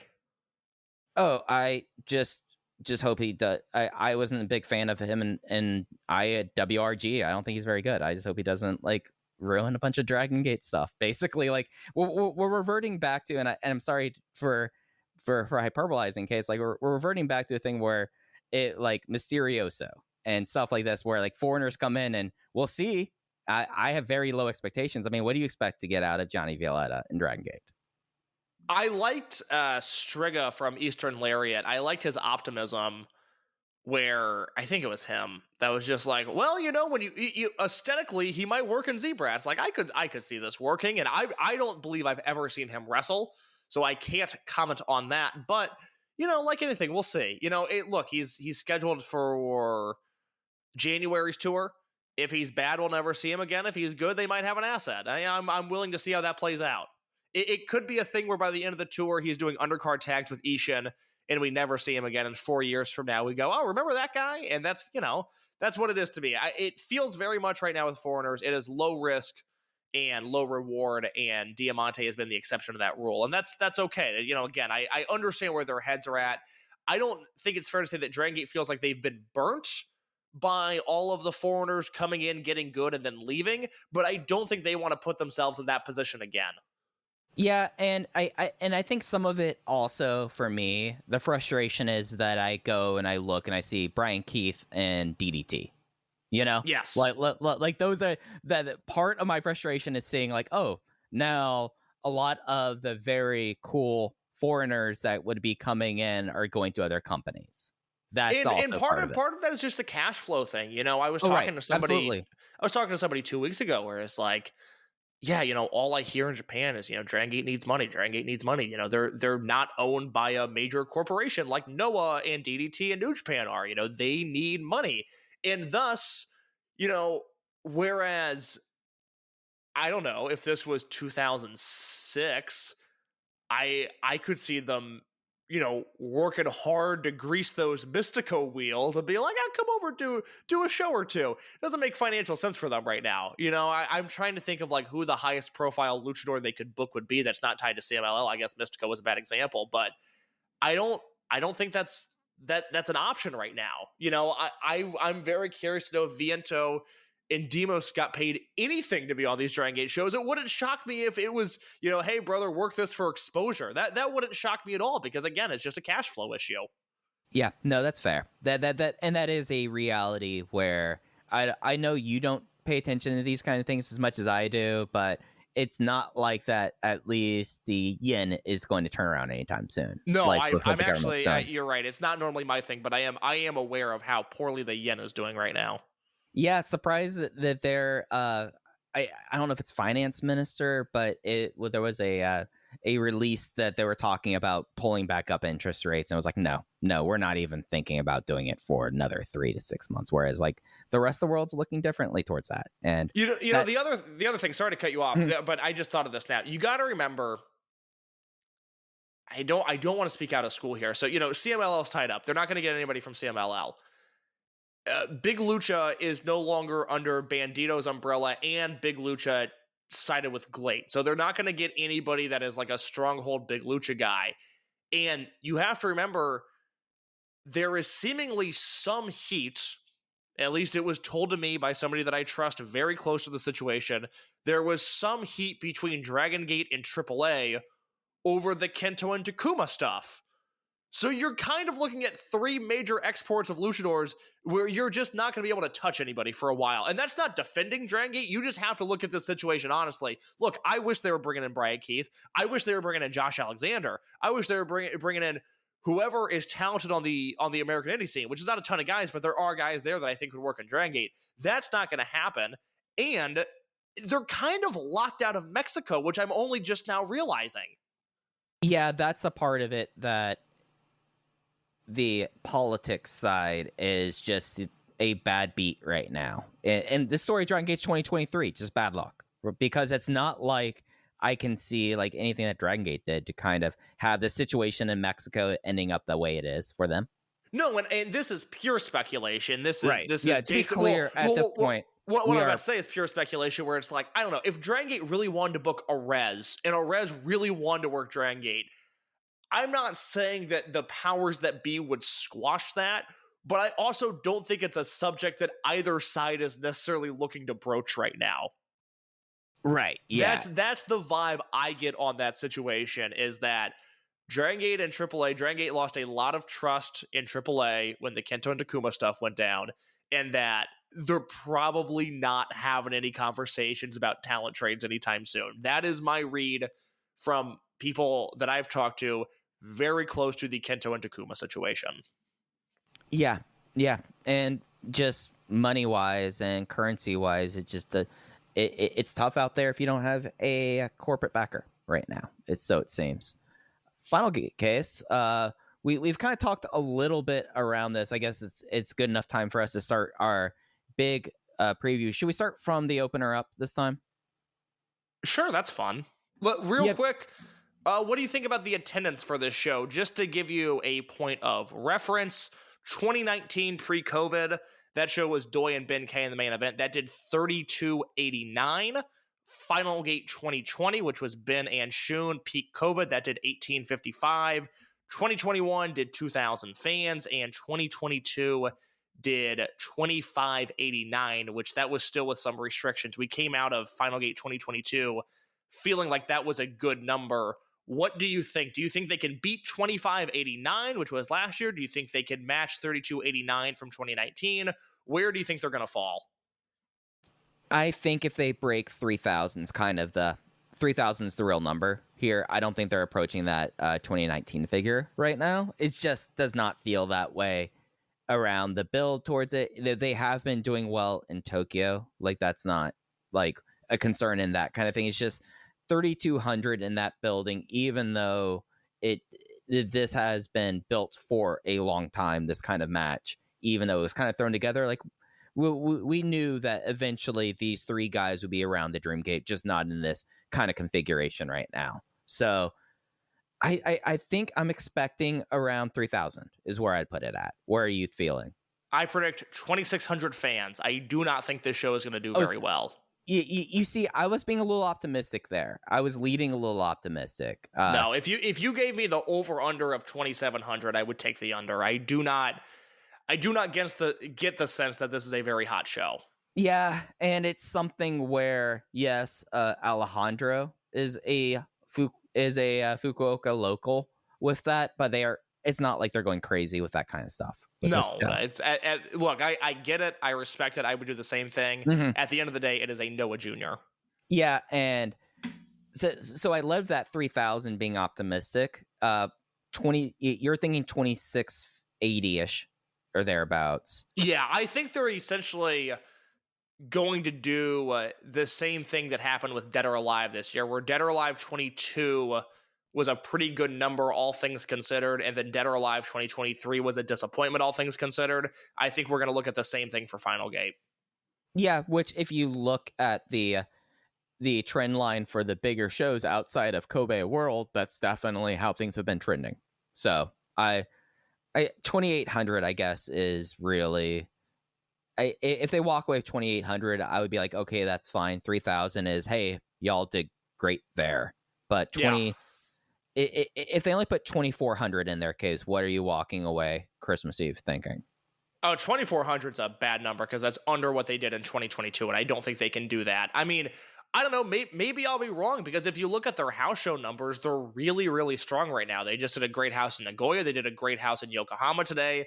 Obviously, the Korakuen numbers are as strong as anybody in Japan right now. They're drawing. You know, this is a promotion that in a lot of their markets right now, they're doing quite well. The problem is that I just don't think this show is very hot. I don't have a good sense of this. I don't have a good feeling for the house for this show. Mm-hmm. That's entirely fair. And it's something where when I said 3,000, the more I'm thinking about it, the 2,800 is being optimistic. 2,700 is probably the realistic one. We open at Fukuoka with the Natural Vibes versus Rookie tag with Jason Lee, UT, Jacky Funky Kamei versus Ryoya Tanaka, Kaito Nagano, and Daiki Yanagiuchi. Interesting putting this match opening things up here. I like that opener a whole lot, actually. Yeah, I would hope that Daiki's able to find some of the magic that he has in Korakuen and put it in other buildings now. That to me would be the biggest win for this, is just seeing him continue to kill it. Yeah, and I guess really like when I'm thinking about like Fukuoka, there we go. We have Nagano from nearby Hakata. So that's kind of like your closest kind of hometown guy here. Yeah, it's something where like I feel like the race is on between those two, though, to see who kind of is bringing up the kind of the end of the class, I feel like, because you've already seen now Tanaka make the step up. Kato is already off to the races here, and you're kind of left seeing like where Nagano and Yanagiuchi kind of step up and when that's going to happen. Open the Brave Gate is currently Hyo defending against Genki Horiguchi. This would be V2 for Hyo, but we are still operating under the idea that Hyo will be there. We'll see if his fever clears up in the meantime. Any chance, case, if this match goes on as planned, any percentage chance that Genki Horiguchi wins? I don't think so. I think we're setting up, and other people have pointed this out, I think we're setting up a Genki loss and a post-match promo in which he says 2024 is going to be his last year and that he'll retire in October in Kumamoto.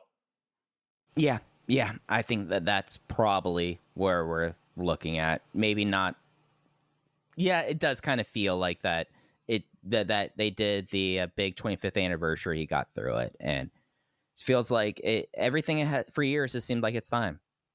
I'm really curious to see if he can turn back the clock one more time, because I don't remember now if it was 2021 or 2022 when he won the Brave Gate belt at Kobe, was that 2021?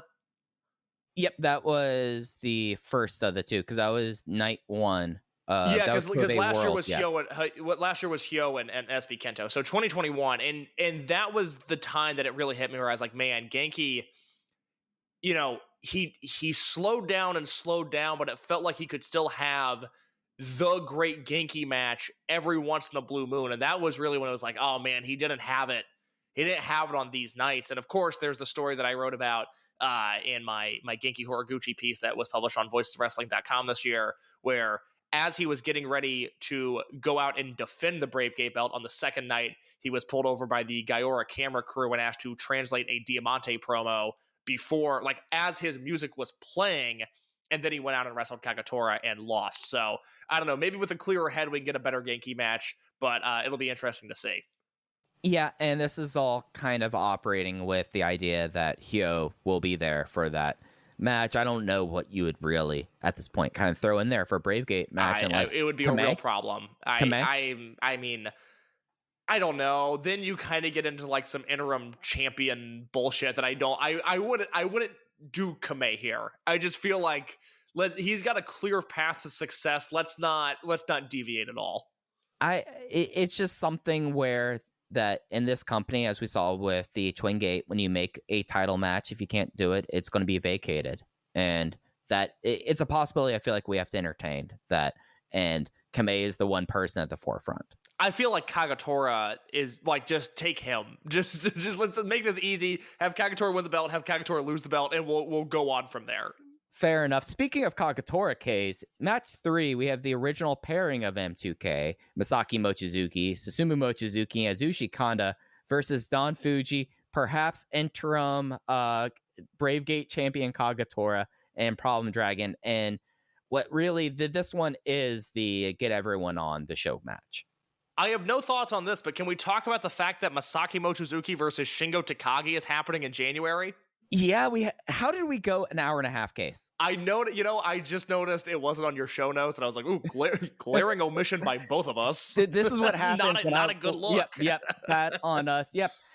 Pre-intermission, it was announced that the Masaki Mochizuki 30th anniversary show happening on January 10th, 2024 will be Masaki Mochizuki against perhaps his greatest opponent, Shingo Takagi. One more time, Case.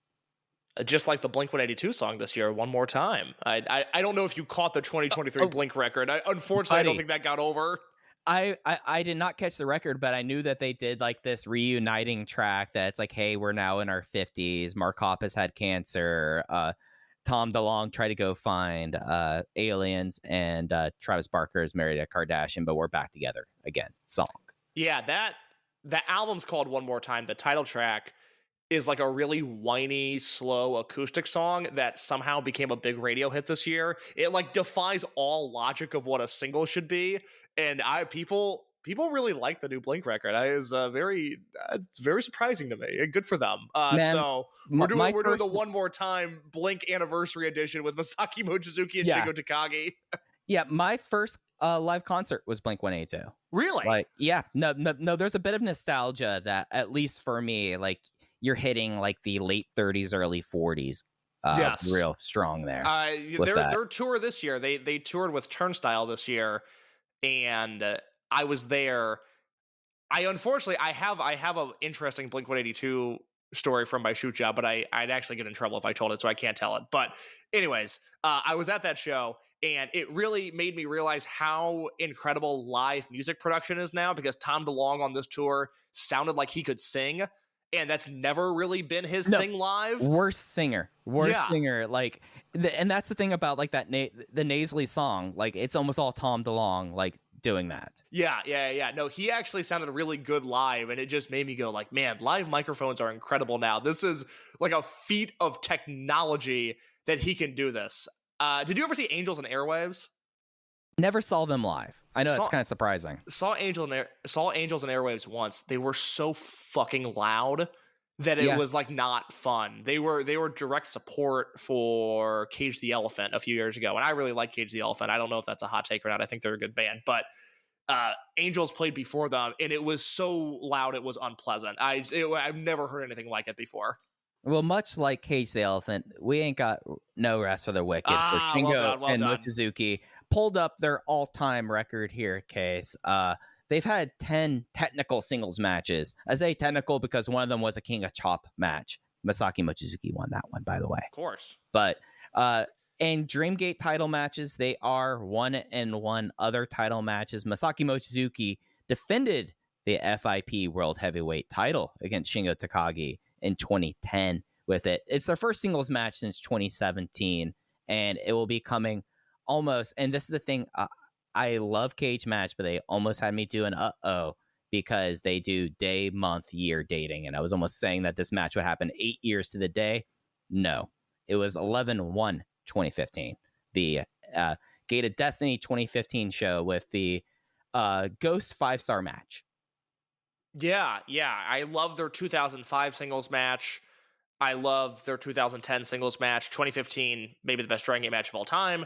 And their last singles match, which I think was King of Gate, was also great. Right. So, I mean, look, it's Mochi and Shingo. It's gonna be fucking awesome. I can't wait. I thought they were gonna do Mochi and Nakajima, and the fact that they got Shingo, I think, is really, really cool. I think that it's like Nakajima is the cool thing to do with it, but Shingo for the 30th anniversary match, if Junior was not able to go and Masaki Mochizuki was like, no, your knee, buddy, we're not certain about that, and I don't want to risk your match or this match on a knee that might not be okay. Shingo is the match to make, unless you get Hook, unless you're sending Hook. and they're not sending Hook. Remember, they don't have the cash flow for Hook. Yeah, there's no sending Hook unless Hook can be put on a 24-month 0% APR. Yeah, no, Viento's in the budget. Hook is not.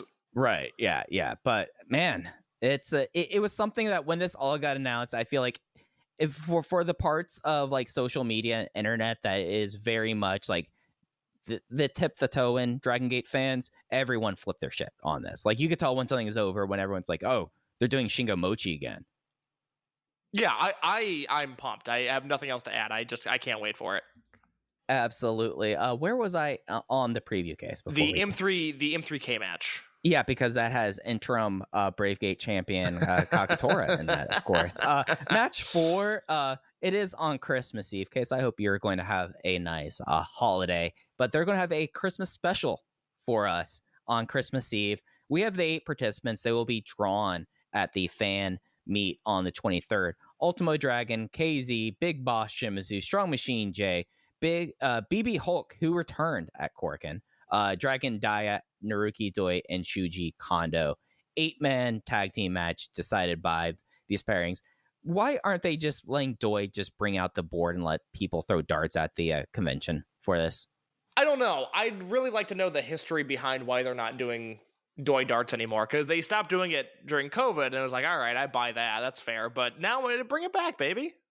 Yeah, especially like with like these 8 guys, you say like during the fan meet, you're like, we're going to decide it by Doi darts. Naruki Doi's in this match. These are the 8 people here. We're going to choose sides. The first 4 people who are drawn are on one side. The other side's on the other.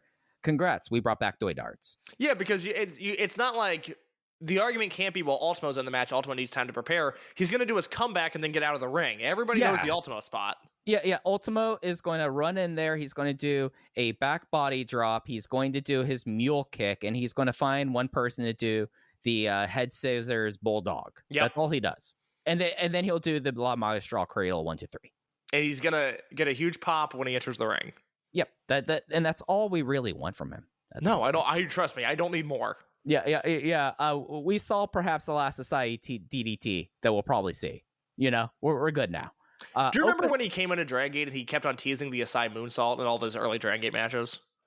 We bought onto that for way too long, man. Oh my, I bought into I was like, oh, he's clearly doing the moonsault at this Kobe Sambo Hall show. Like a solid 6 months. I kept on thinking he was going to do it, Case. Like it was like that.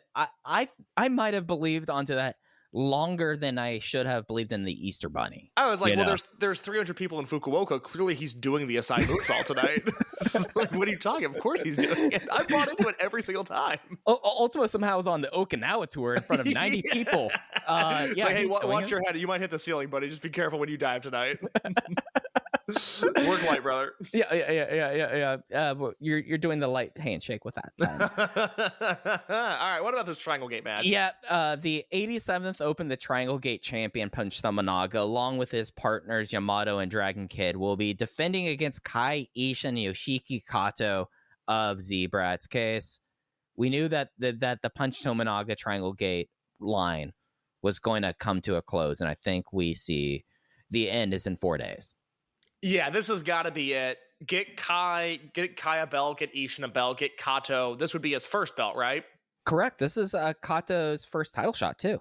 Yeah, okay, boom. Have him tap out Punch. You free Yamato and Dragon Kid up for stuff. The Punch thing served its purpose. Again, it's a good marker of, hey, are you in the loop on Dragon Gate or not? Because this reign has been perfectly inoffensive. The title win was a great feel-good moment. But it served its purpose, and this is what I said when they won, was, okay, if they retain at Destiny, they've got to lose by Final Gate. I think they'll lose at Final Gate and we'll be good to go. No, nothing wrong with that. Yep, no, nothing wrong with that. Case, this week, as we're recording on Wednesday, I have Dynamite on in my office, and they're doing a preview for the next Aquaman movie, and they have 6 AEW wrestlers in this preview. I'll let you take a guess at one of them. Okay, well, I flipped on AEW for 1 second while they were doing this and then quickly exited because I saw that they were doing that. The people I saw on TV were Darby Allin and I believe Evil Uno. Is there anybody else you wanted me to guess? Well, I don't know who you thought Darby Allin was, because Darby was not... Oh, I know who you thought Darby Allin was, man. Oh my God. That's the Hollywood hunk, Ryan Nemeth. Did not know he was still employed. That's good to know. Yeah, this was a great reminder of people who are still employed by AEW. It is him, Christopher Daniels, Ethan Page, and Nyla Rose. Oh man, hadn't thought about Nyla Rose in a minute either. Yeah, no, like that was really like hey, remember 2020 AEW Dark Elevation? Was Griff Garrison in the picture? Man, that was the one person missing with that. I refuse to sell my Griff Garrison stock. There's no way that guy can't be a great pro wrestler.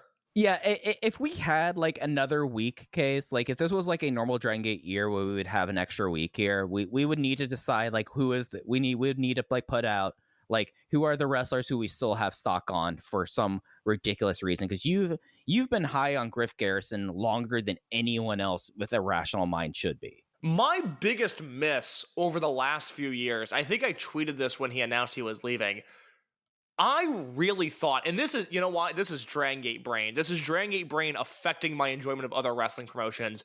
When QT Marshall and The Factory became a thing, I thought that group was going to be so over. The Governor? And the Freak Beast, Nick Comoroto. How is Nick Comoroto not the World Heavyweight Champion? How, like, Cody Rhodes has admitted it. Like, God, Anthony Ogogo. Like, that was a moment. Like, he could have been a star. Yeah. Right? Yeah, I really thought The Factory... Oh, I was all in on The Factory, man. I thought it was going to be like a Mochizuki Dojo thing, where they all would get over as a result, and none of them did. And not as in, hey, I like this unit, I wish they would have done well. I remember plotting out, like, they're going to be a huge deal. This is going to be a massive win for the company, and it never, ever happened. It never came close to happening. It never felt as cool as it was the turn where, like, they brought, like, Cody up on the stairs, and QT Marshall was looking badass. Like, yeah, they had the track jackets. Like, they had a look. It was sick as hell. They were so close to making that so cool, and they just never... They never got there with it, and it bummed me out because I know Griff wasn't in there, but like there's that whole class of guys, and other than Hobbs, none of them have really none of those like pandemic hires I don't think have really panned out.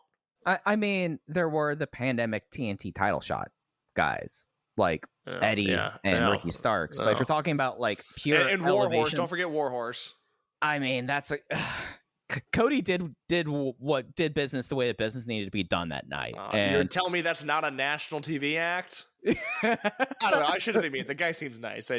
there was a moment where the Warhorse was being talked about like he was fucking Masawa. It's like, let's back it down a little bit. And all of I'm us sure he's a felt nice like guy, we were but come on. all of us thought we were being gaslit by that, by the way. Like, I'm from the Midwest. Like, I have friends in St. Louis, and so the Warhorse took on a whole different meaning in this market. You know, really, it's just like, it's like, all right, let's back her down a little bit, guys. He's fine. I'm sure he's a nice guy. He's fine. The world independent title though. Yeah. The Open the Twin Gate title match. We talked a lot about this. Team Muscle, Kota Minoura, Benkei, Kaito Kiyomiya, Alejandro from Pro Wrestling Noah. As much as we want Benkei to go up and, you know, really change things in Pro Wrestling Noah, we see how this is going to go. And Case, I guess the question I ask you is, does Alejandro lose by Golden Rose or does he lose by Spear?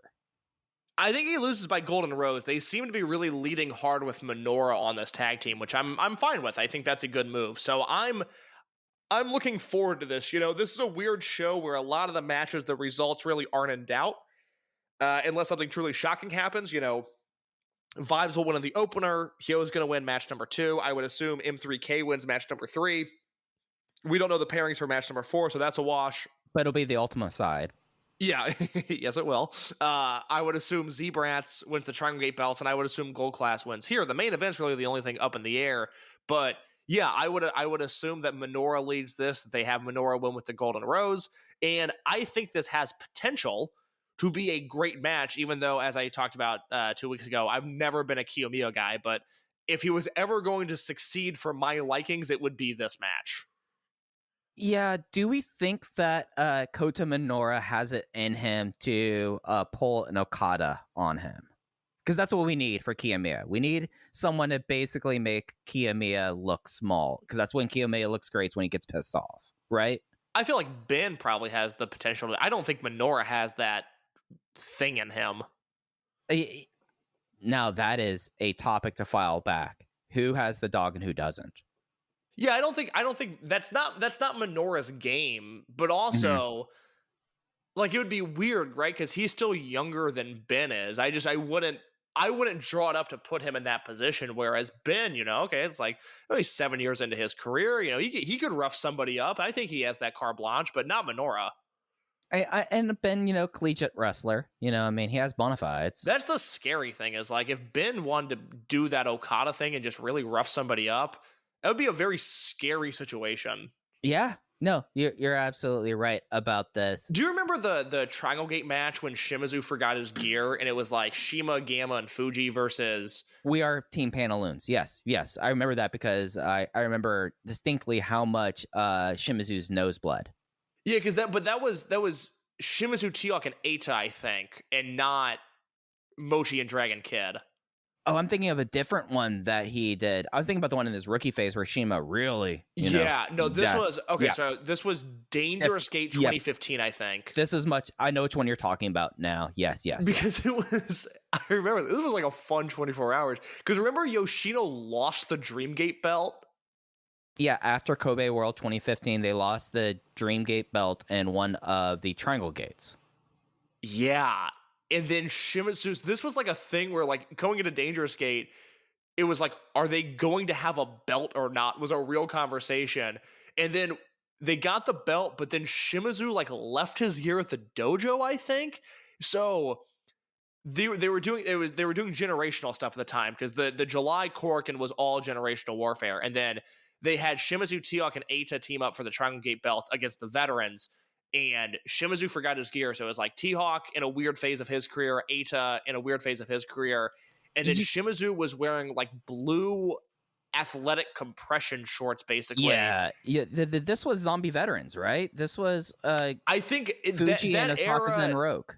Yeah, I guess it. Well, maybe it must have been. But I just remember they really roughed up Shimizu in a way that was, well, it goes full circle. Like, I don't think that would happen in modern Dragon Gate where they just beat the shit out of Shimizu the way that they did, but they made a mockery of him. I mean, they really taught him a lesson, and Shimizu has not forgotten his gear since. I guess lesson learned. I'm not advocating they do that to Kiyomiya, but it would be really interesting if something like that happened.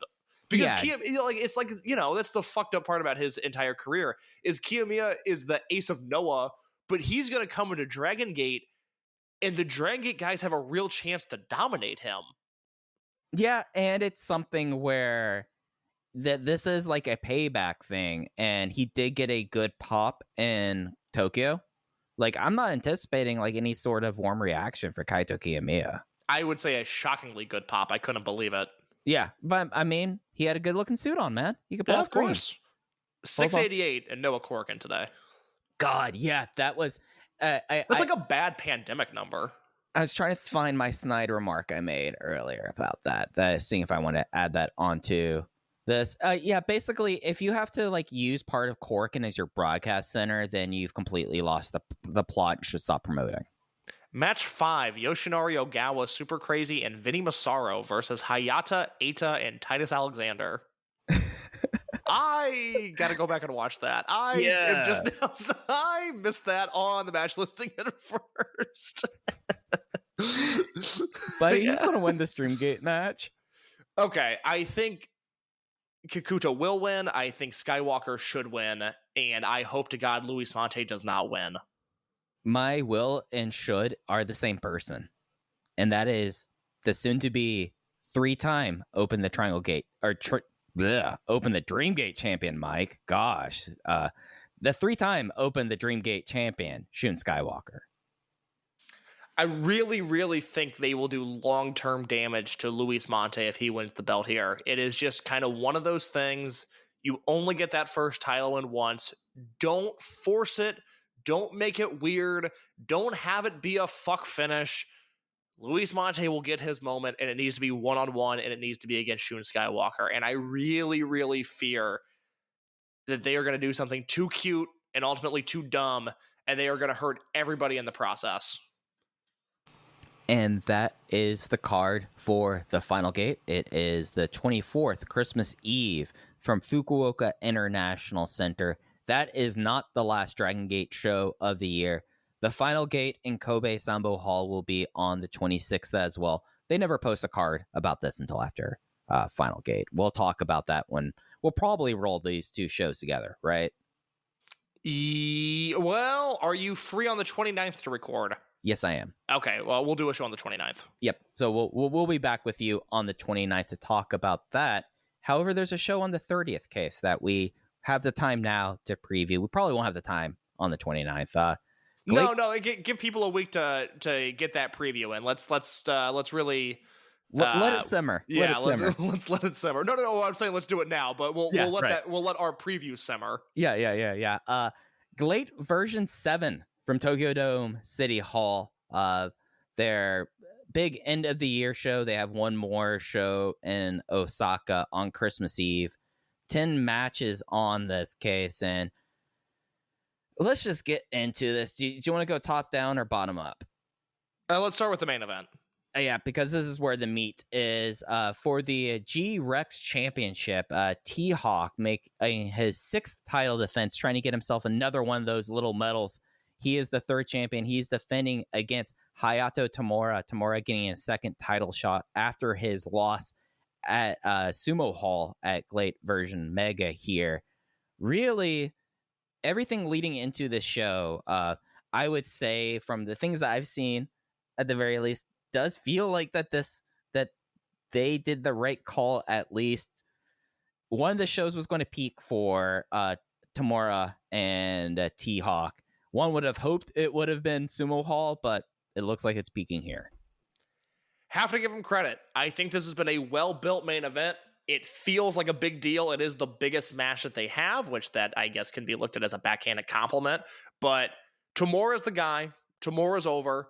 He is somebody who, if I were in the GLEAT office, I would be doing everything I can to make him a quote-unquote guy, and they certainly have the potential to do so here. And I have to give GLEAT credit.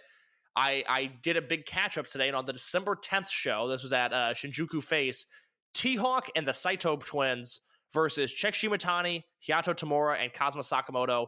4 stars. That is a notebook match that is well worth your time. You will not only get fired up about T-Hawk versus Tamura, you will once again realize, at least Mike and I did, that Czech Shimatani might be the most underrated man in all of wrestling.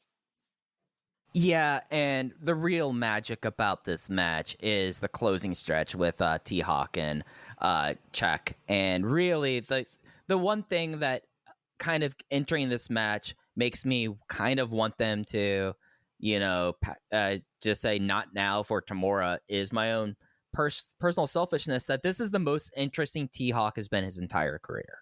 He's finally started to put together the kind of charisma that was expected of him a decade ago. And he feels like a big major player champion, something that never I did not really feel like when he was in Wrestle One, like even though houses were popped there, this was not necessarily a tool in his tool belt. It feels like more so in this run here that he's kind of really embodied this almost spiteful, just better than you champion role that really came to play in that 6-man tag. That it was like the meanest night ride I've ever seen happen in this. It was just like T-Hawk's now indignant, and it's great. Well, that's the thing. Like, you and I have been watching T-Hawk for a decade, and we've seen his entire career, and we've seen the highs and the lows, and you and I specifically have covered him more intensely than anybody on the planet. T-Hawk does not excite us anymore, but if you're just like a guy watching this show, he still has the ability to turn it on and have really good matches. Like, the G-Rex run's been interesting. I prefer what he did in Wrestle 1 to this, but the match that he won the belt versus Shida, that was a great match. I didn't like the Czech match. I thought the Soma Watanabe match was just okay. I thought the Hayato Tamura Sumo Hall match was okay. Loved the Shuji Ishikawa match, and then I was really let down by the Masato Kamino title defense last month. But there's been good and bad in this T-Hawk reign. And a good T-Hawk singles match is something special. He doesn't always hit, but when he does, he hits at a high level. And I would think that this is a match that these guys can go out there and do something really special for. My thing with GLEAT is always, I don't feel like anything matters in this promotion. The guys aren't over, the units aren't over, the fans aren't there. But if Tamura beats T-Hawk, that's going to matter. That's something I can get invested in, and I really want to see it. And I would say that with the way that T-Hawk has really carried himself and the way that Tamura is the only kind of person outside of the former DG guys who really kind of pops a crowd here, I think you can get an opportunity of a really kind of cool, indignant Rudo T-Hawk versus a persevering Hayato Tamura face match that I think it's not that I think I have like overwhelming expectations for it. I think that it could be one of the most satisfying matches out of the two shows if they play it the way they could play it.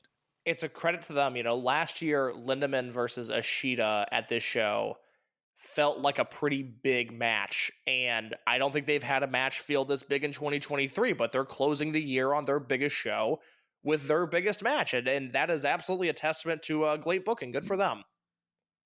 Semi-main event, G Infinity Championship. The third champions, the Saito twins, Jun and Rei from All Japan Pro Wrestling, the reigning Tokyo Sports Tag Team of the Year, defend against Soma Watanabe and Yuya Susumu. Yuya Susumu, nominally of All Japan. Interesting that at least we kind of talked about the Saito twins last week. How have you felt about them and this environment? Because I have just off and on. It is one of the most like stop and goes, like, okay, step forward, step back, like developments I've seen out of a tag team. They're fine. I get why some people are excited at their current incarnation. They're never going to be a team that I particularly enjoy. I thought that like that 6-man tag I just recommended, they're in the match and they're good, almost in spite of themselves. I don't see this being a match that they're going to particularly thrive in. They need to brawl. They need, I think, over opponents. And I don't think Susumu and Watanabe are those guys. I see this being a bad styles clash. Into my point just a minute ago about, nothing in this promotion matters. Tamura beating T-Hawk could really matter. Soma Watanabe pinning one of the Saito twins for the tag belts. Look, it's nice on paper. It might get a nice pop in the building. It's not going to matter. And that is ultimately a hang up I have here. I don't expect this match to be very good. Nah, I have very low expectations of this one. And I just, they've really booked themselves kind of into a hole about the Saito twins. Like, to an extent of how are you going to get these belts off them? And what team are you going to build up to do that? That All Japan's going to be okay with you penning one of their tag team champions. Yeah, it's tough. You know, I almost wonder, just for the sake of brand recognition, if the Saito brothers are just better off holding these titles for a while. Yeah, no, that's kind of the conclusion I've kind of come to until really they have some group that's really built up to do that. Match 8 is Takahiro Yamamura's return match. We have talked a lot about Takahiro Yamamura. Over the years on the program, he will be returning against his former Overgeneration tag team partner, Kaito Ishida. This was built up. Ishida defeated a high school friend of Takahiro Yamamura, Issei Onizuka, to get into this match here. It's just very hard for me to even pretend to be enthusiastic about Takahiro Yamamura returning to wrestling. Well, like, I'm just being blunt about it, Case. Like, no, it's a bad look, and as we've said a number of times, but we'll say it again. You and I are the last thing from the safety police, but we've almost watched Takahiro Yamamura be paralyzed in a ring twice now. It's not something I'm looking forward to possibly watching a third time. Yeah, and it is something where there has been, like, I guess, lack of better words, like this investment into Yamamura by Shima, like, throughout this, and there's a responsibility to, like, I mean, this young man, and he's still a young man, like, almost paralyzing himself twice and all of that. Like, there is a onus, a responsibility that I am happy exists there, but the onus of responsibility does not end with you being okay with him returning to wrestling. And no, because he's never going to be healthy enough to be the ace of your promotion. That's just not the way his body is built. It'll give out on him eventually. So what, you know, you're doing this to, I guess, bring in lapsed Overgeneration fans, which is fine. I guarantee there are Yamamura fans that haven't been to a wrestling show since he got hurt in Wrestle 1 4 years ago. I fully believe there is a small audience, but an audience nonetheless out there for that. But it's just, you know, what's the point of all this? You know, it feels very desperate to me. It almost feels mean-spirited. I'm sure Yamamura is thrilled to be back in the ring, but it's not something that I am into in any way, shape, or form. And I also, and I'll let you speak on Yamamura in just a second, but I also want to bring up the fact that Kaito Ishida, when he came into GLEAT, that felt like a real steal. You know, that felt like a big deal. And man, a year later, I am kind of just amazed at how he comes across as just another guy on the screen in this promotion.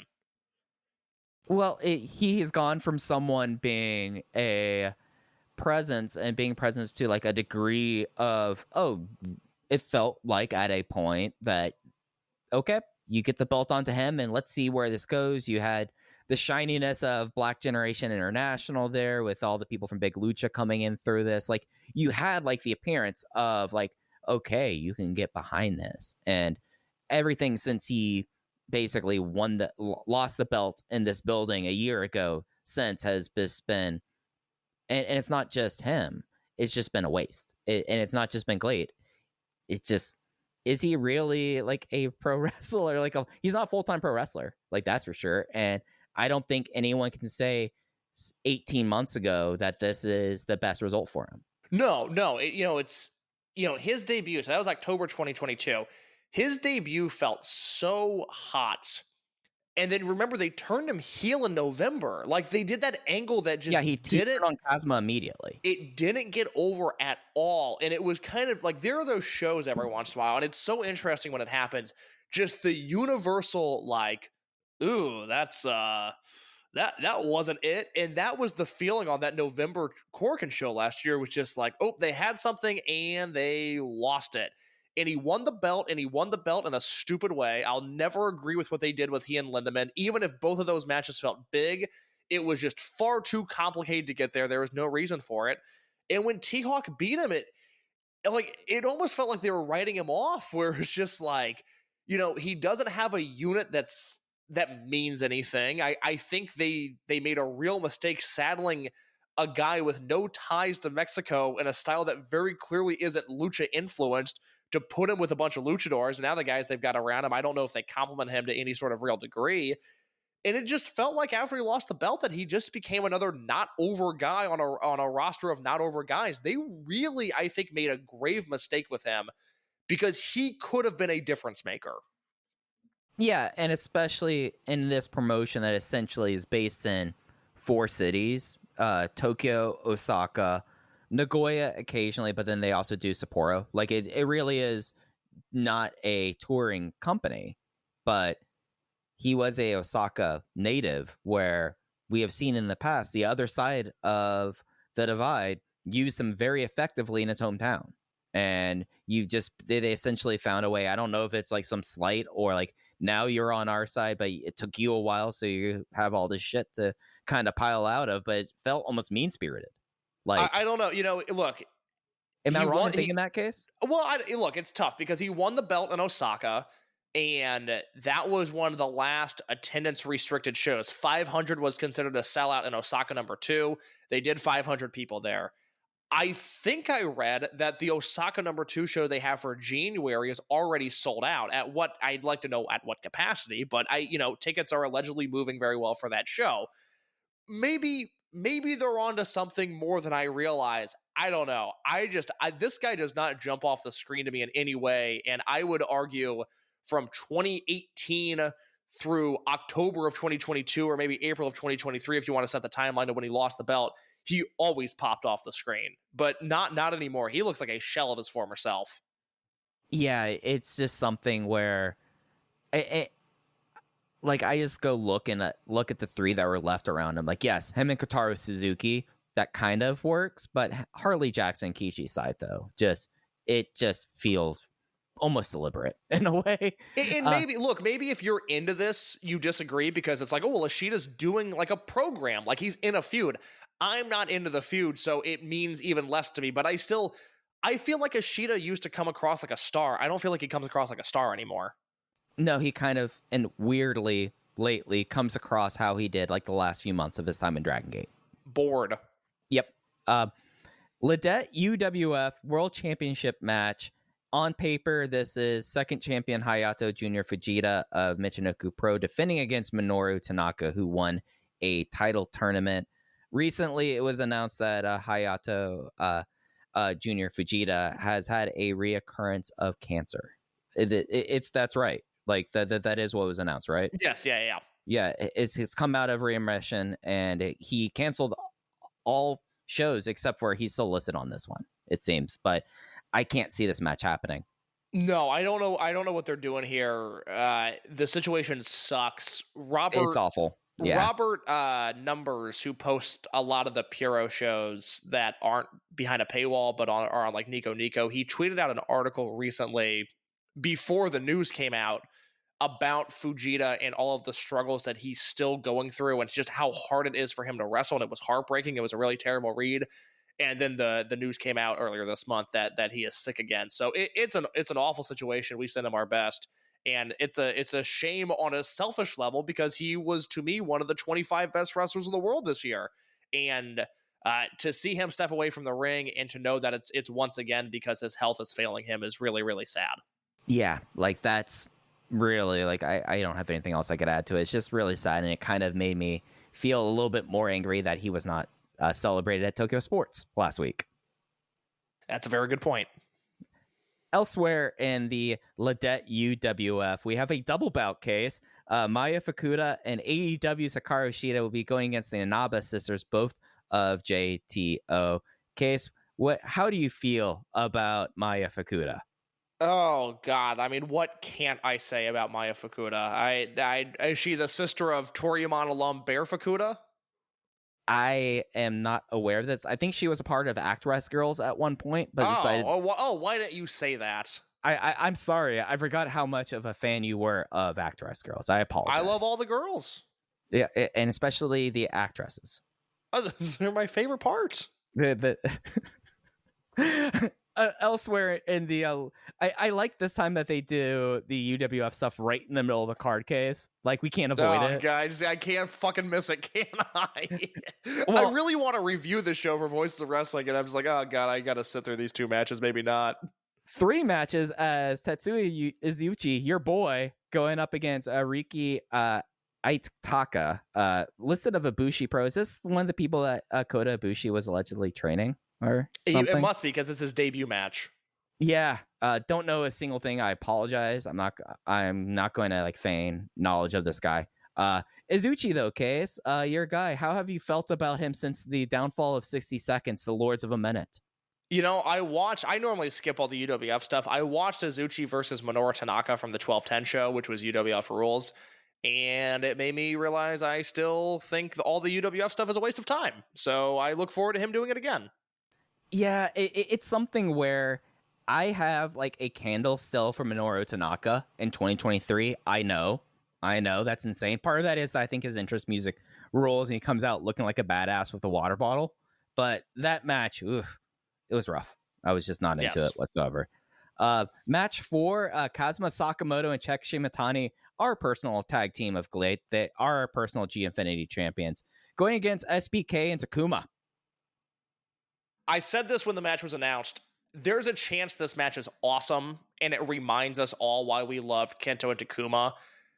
I am really worried it's going to suck. You know, a reoccurring theme I see with Kento and Takuma, whether it's their work in Mexico or even their debut match in GLEAT, is they've decided to work all of these unstructured tag team matches where it's just a lot of, granted, cool spots, but just a lot of spots. And I could see this match going south very quickly. I'm rooting for them in the sense that I want it to be a good match. You know, I always want Czech to look good, but I think a lot of people have a really high expectation for this match, and I don't. Now, I could very easily be wrong, and 2 weeks from now we talk about how, 4.5 stars. Hey, remember Takuma Fujiwara and all the potential he had? I get it. That's a real possibility, but I don't. Kento and Takuma outside of the Dragongate universe, they don't have the polish that they once did. And it's kind of, the polish has kind of grown away to like such a degree that the stuff I've enjoyed them more so was like the Riot Lucha tag, where like it felt like the polish, the lack of polish actually worked in that kind of thing. Like, it's because I was Radioactivo and I'm blanking on the other person in it, but I don't mean lack of polish in like a bad way. It felt like it fit the vibe there. They were more in their element. I enjoyed that much more than the match that they had against Elena and Tamura. Yeah, that was a strange match. I still, I gave that 4, and I still don't know if I liked that match or not. But, look, I know there's a theory that I don't like Kento and Takuma anymore because they left Dragongate. That doesn't mean anything to me. I don't care about that. I don't work for Dragongate. I don't give a shit. But I do think there's a noticeable difference in the way that they present themselves outside of Dragongate, and I do think the way they present themselves is far less interesting than what they were doing in Dragongate. So I remain skeptical that this will be a great match, and honestly, I hope I'm wrong. I mean, I'll take it to another level. They look no longer like professional wrestlers. No, the Takuma thing is quite odd. It is something that their looks and how they have changed, and I don't know if some of it is instruction, some of it is just kind of feeling things out there. It's not been a positive. No, it does feel identity crisis-y. Yeah, and it's something that it is something where like I don't really have any sort of compulsion about what they do now. Like it's a bummer. Like what all we said over the summer about them. Like, I hope it all works out. But if you look at how they are as they're presented now to even 10 months ago, so still under before all the everything went down case 10 months ago, like you look at how they were even presented in Mexico, like appearance wise, like taking care of themselves, like in this way, like at a certain point, I'm like, guys, did you not have someone like saying like, no, don't bleach your hair and stop tanning? No, I don't. I mean, the last update I heard on their situation, I would say no, they don't have somebody telling them that. Yeah. And it's something where this is the match that has the highest ceiling. Like, I feel like that if we walked away, like as you're saying, and we walk away from the show and it's like a 4 3/4 stars match, we will be surprised, but we're not going to be shocked. Look, a year ago at this time, I was sending emails in the Fighting Spirit 50 voting voters or voting thread email, passionately defending the inclusion of Takuma Fujiwara as one of the 50 best wrestlers on earth, and that was his rookie year.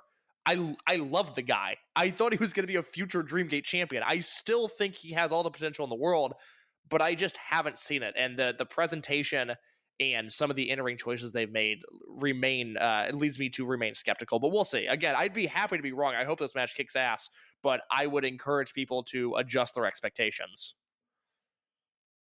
Michiko teams with Yukari Hoshikawa versus Sayaki Unagi and Aoi from JTO. We are already starting to see Diamond Egotis kind of fall apart after Aoi defeats Michiko earlier this month. Case, how are you feeling about the newest unit is not doing well right now? Oh man, it's hard. What can you say? Match 2, Kaz Hayashi, El Lindaman, and Issei Onizuka versus AEW's Colt Cabana, Brandon Cutler, and they're debuting Kuroshio, Tokyo, Japan. I'd really like to get to the bottom of how Cabana and Cutler got this booking. I don't know the story, and I'd really like to. Is this like, oh, hey, we remember that we had Strong Hearts under contract. This is their company now. Let's go send some guys. None of it makes sense. Like, Cabana was a DDT guy, and before that, a Noah guy. Right, yeah. And it's Cutler, not like he has a tie-in with Strong Hearts.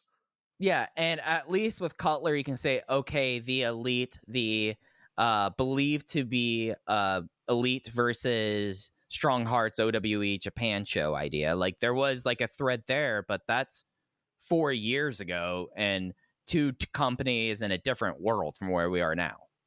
I don't get it. It's an undercard match. It'll be harmless, but man, am I confused by it. And we're opening with I need to pull up their poster case because they had like the one thing is that GLEAT does that's frustrating but also pretty cool is their posters and the way they do things on Twitter. But it is a 4-way 6-man tag. It is the teams of Black Generation International, Kotaro Suzuki, Harley Jackson, Kichi Sato versus Jun Tancho, JD Lee, and Atsuki Aoyagi versus Takanori Ito, Yosuke Kadama, and Tomoaki Hanma versus Ryuichi Kawakami, Giant Storm, or Quiet Storm, and Galindo Del Mal. 4-way 6-man tag. It's happening in GLEAT. It's I know a lot of people are going like, oh, Shima's bringing the 4-way 6-man tag back, and I'm just sitting here going like, if this is what the modern variation is, I'm okay with it not happening as much anymore. I don't get why they've backed off of Galeno Del Mal the way that they have. I mean, maybe it's bookings. Maybe they can't get him. Yeah, I guess. I mean, again, I did a pretty big catch-up today, and it's just like, they had him and Daisuke Sakamoto on the 12-10 show together, and they put them in a battle royal, and I was just like, you guys could have done one thing interesting. You could have done like a cool tag match with Del Mal and Sakamoto together. And right, this is, I mean, I hadn't even put that together, that it's the 4-way 6-man tag match. It's opening the show, which is very odd, and it's all the leftover guys, so it doesn't feel like a shot across the bow, perhaps in the way that GLEAT was hoping that it would. Yeah, and like it's not a. I just can't even put myself in like the mindset to imagine it like a historical 3-way or 4-way, other than the fact that it is 3 or 4 teams going against each other. Yeah, I don't know if they're billing it as such if they're trying to make that point, but it doesn't come across that way if they're trying to. Yeah. It is something where Tomoaki Hanma just basically now works GLEAT. Like, oh god, he doesn't move around much better than Yamamura. It's frightening. Yeah, that's true, and that is GLEAT version 7 from Tokyo Dome City Hall on the 30th. GLEAT does have one other show on the 24th from Osaka. The only thing really worth noting on that one case, Kazuma Sakamoto's 20th anniversary match. It is Kazuma teaming with Taka Michinoku versus Tatsumi Fujinami and Kaz Hayashi. Yeah, congrats on Sakamoto. I've said on this show many times, I think he has one of the most interesting careers in all of wrestling, and he seemingly can work anywhere and do anything and get over. That show, unfortunately, not looking great on paper. Yeah, your main event on that show is Shima T-Hawk, El Lindaman Eltres of Strong Hearts versus Tamura Kawakami and Chuck Shimatani. And that might be fine. The rest of it doesn't light my world on fire. Look, we've gone way over. I have to go in just a second. But you know what I realized today about GLEAT? What is that? Shigehiro Irie, nowhere to be found. Yeah, he appeared on a couple of the Tokyo shows, but not on this one. I don't think he's worked GLEAT since the Sumo Hall show. I could be, but around that time period, I could be wrong. But it's since the summer. Right. Yeah, it does definitely feel like coincidentally when Issei Onizuka left Strong Hearts was around the time that Irie stopped getting booked. Yeah. And I would just, much like the Cabana Cutler situation, I'd like to know more about that. I'd like to know what happened. I'm with you on that, buddy. Well, we are massively over time. This is like the longest episode I feel like we've done since Kobe World. I was not expecting it. I will say that much. I've had a delightful time. I thought this was a very good episode. Was not expecting it to go this long. Nope, neither was I. But that's going to do it for us here. We'll be back with y'all next week talking about Final Gate. Case, I hope you have a nice holiday. Yeah, Merry Christmas to everybody listening. I really appreciate that as many people listen to the show as they do, and that they seem to really enjoy it, which always blows my mind and makes me really happy. Absolutely. And we hope that everyone has a great holiday, and we'll be back with you next week. So you could follow us on Twitter at Open Voice Gate. Case is at _ in your case. I'm at Fujiheya. Thanks for listening to Open the Voice Gate. We'll be back with you next week. Take care. Hello, everyone. My name is Taylor. And I'm Kelly.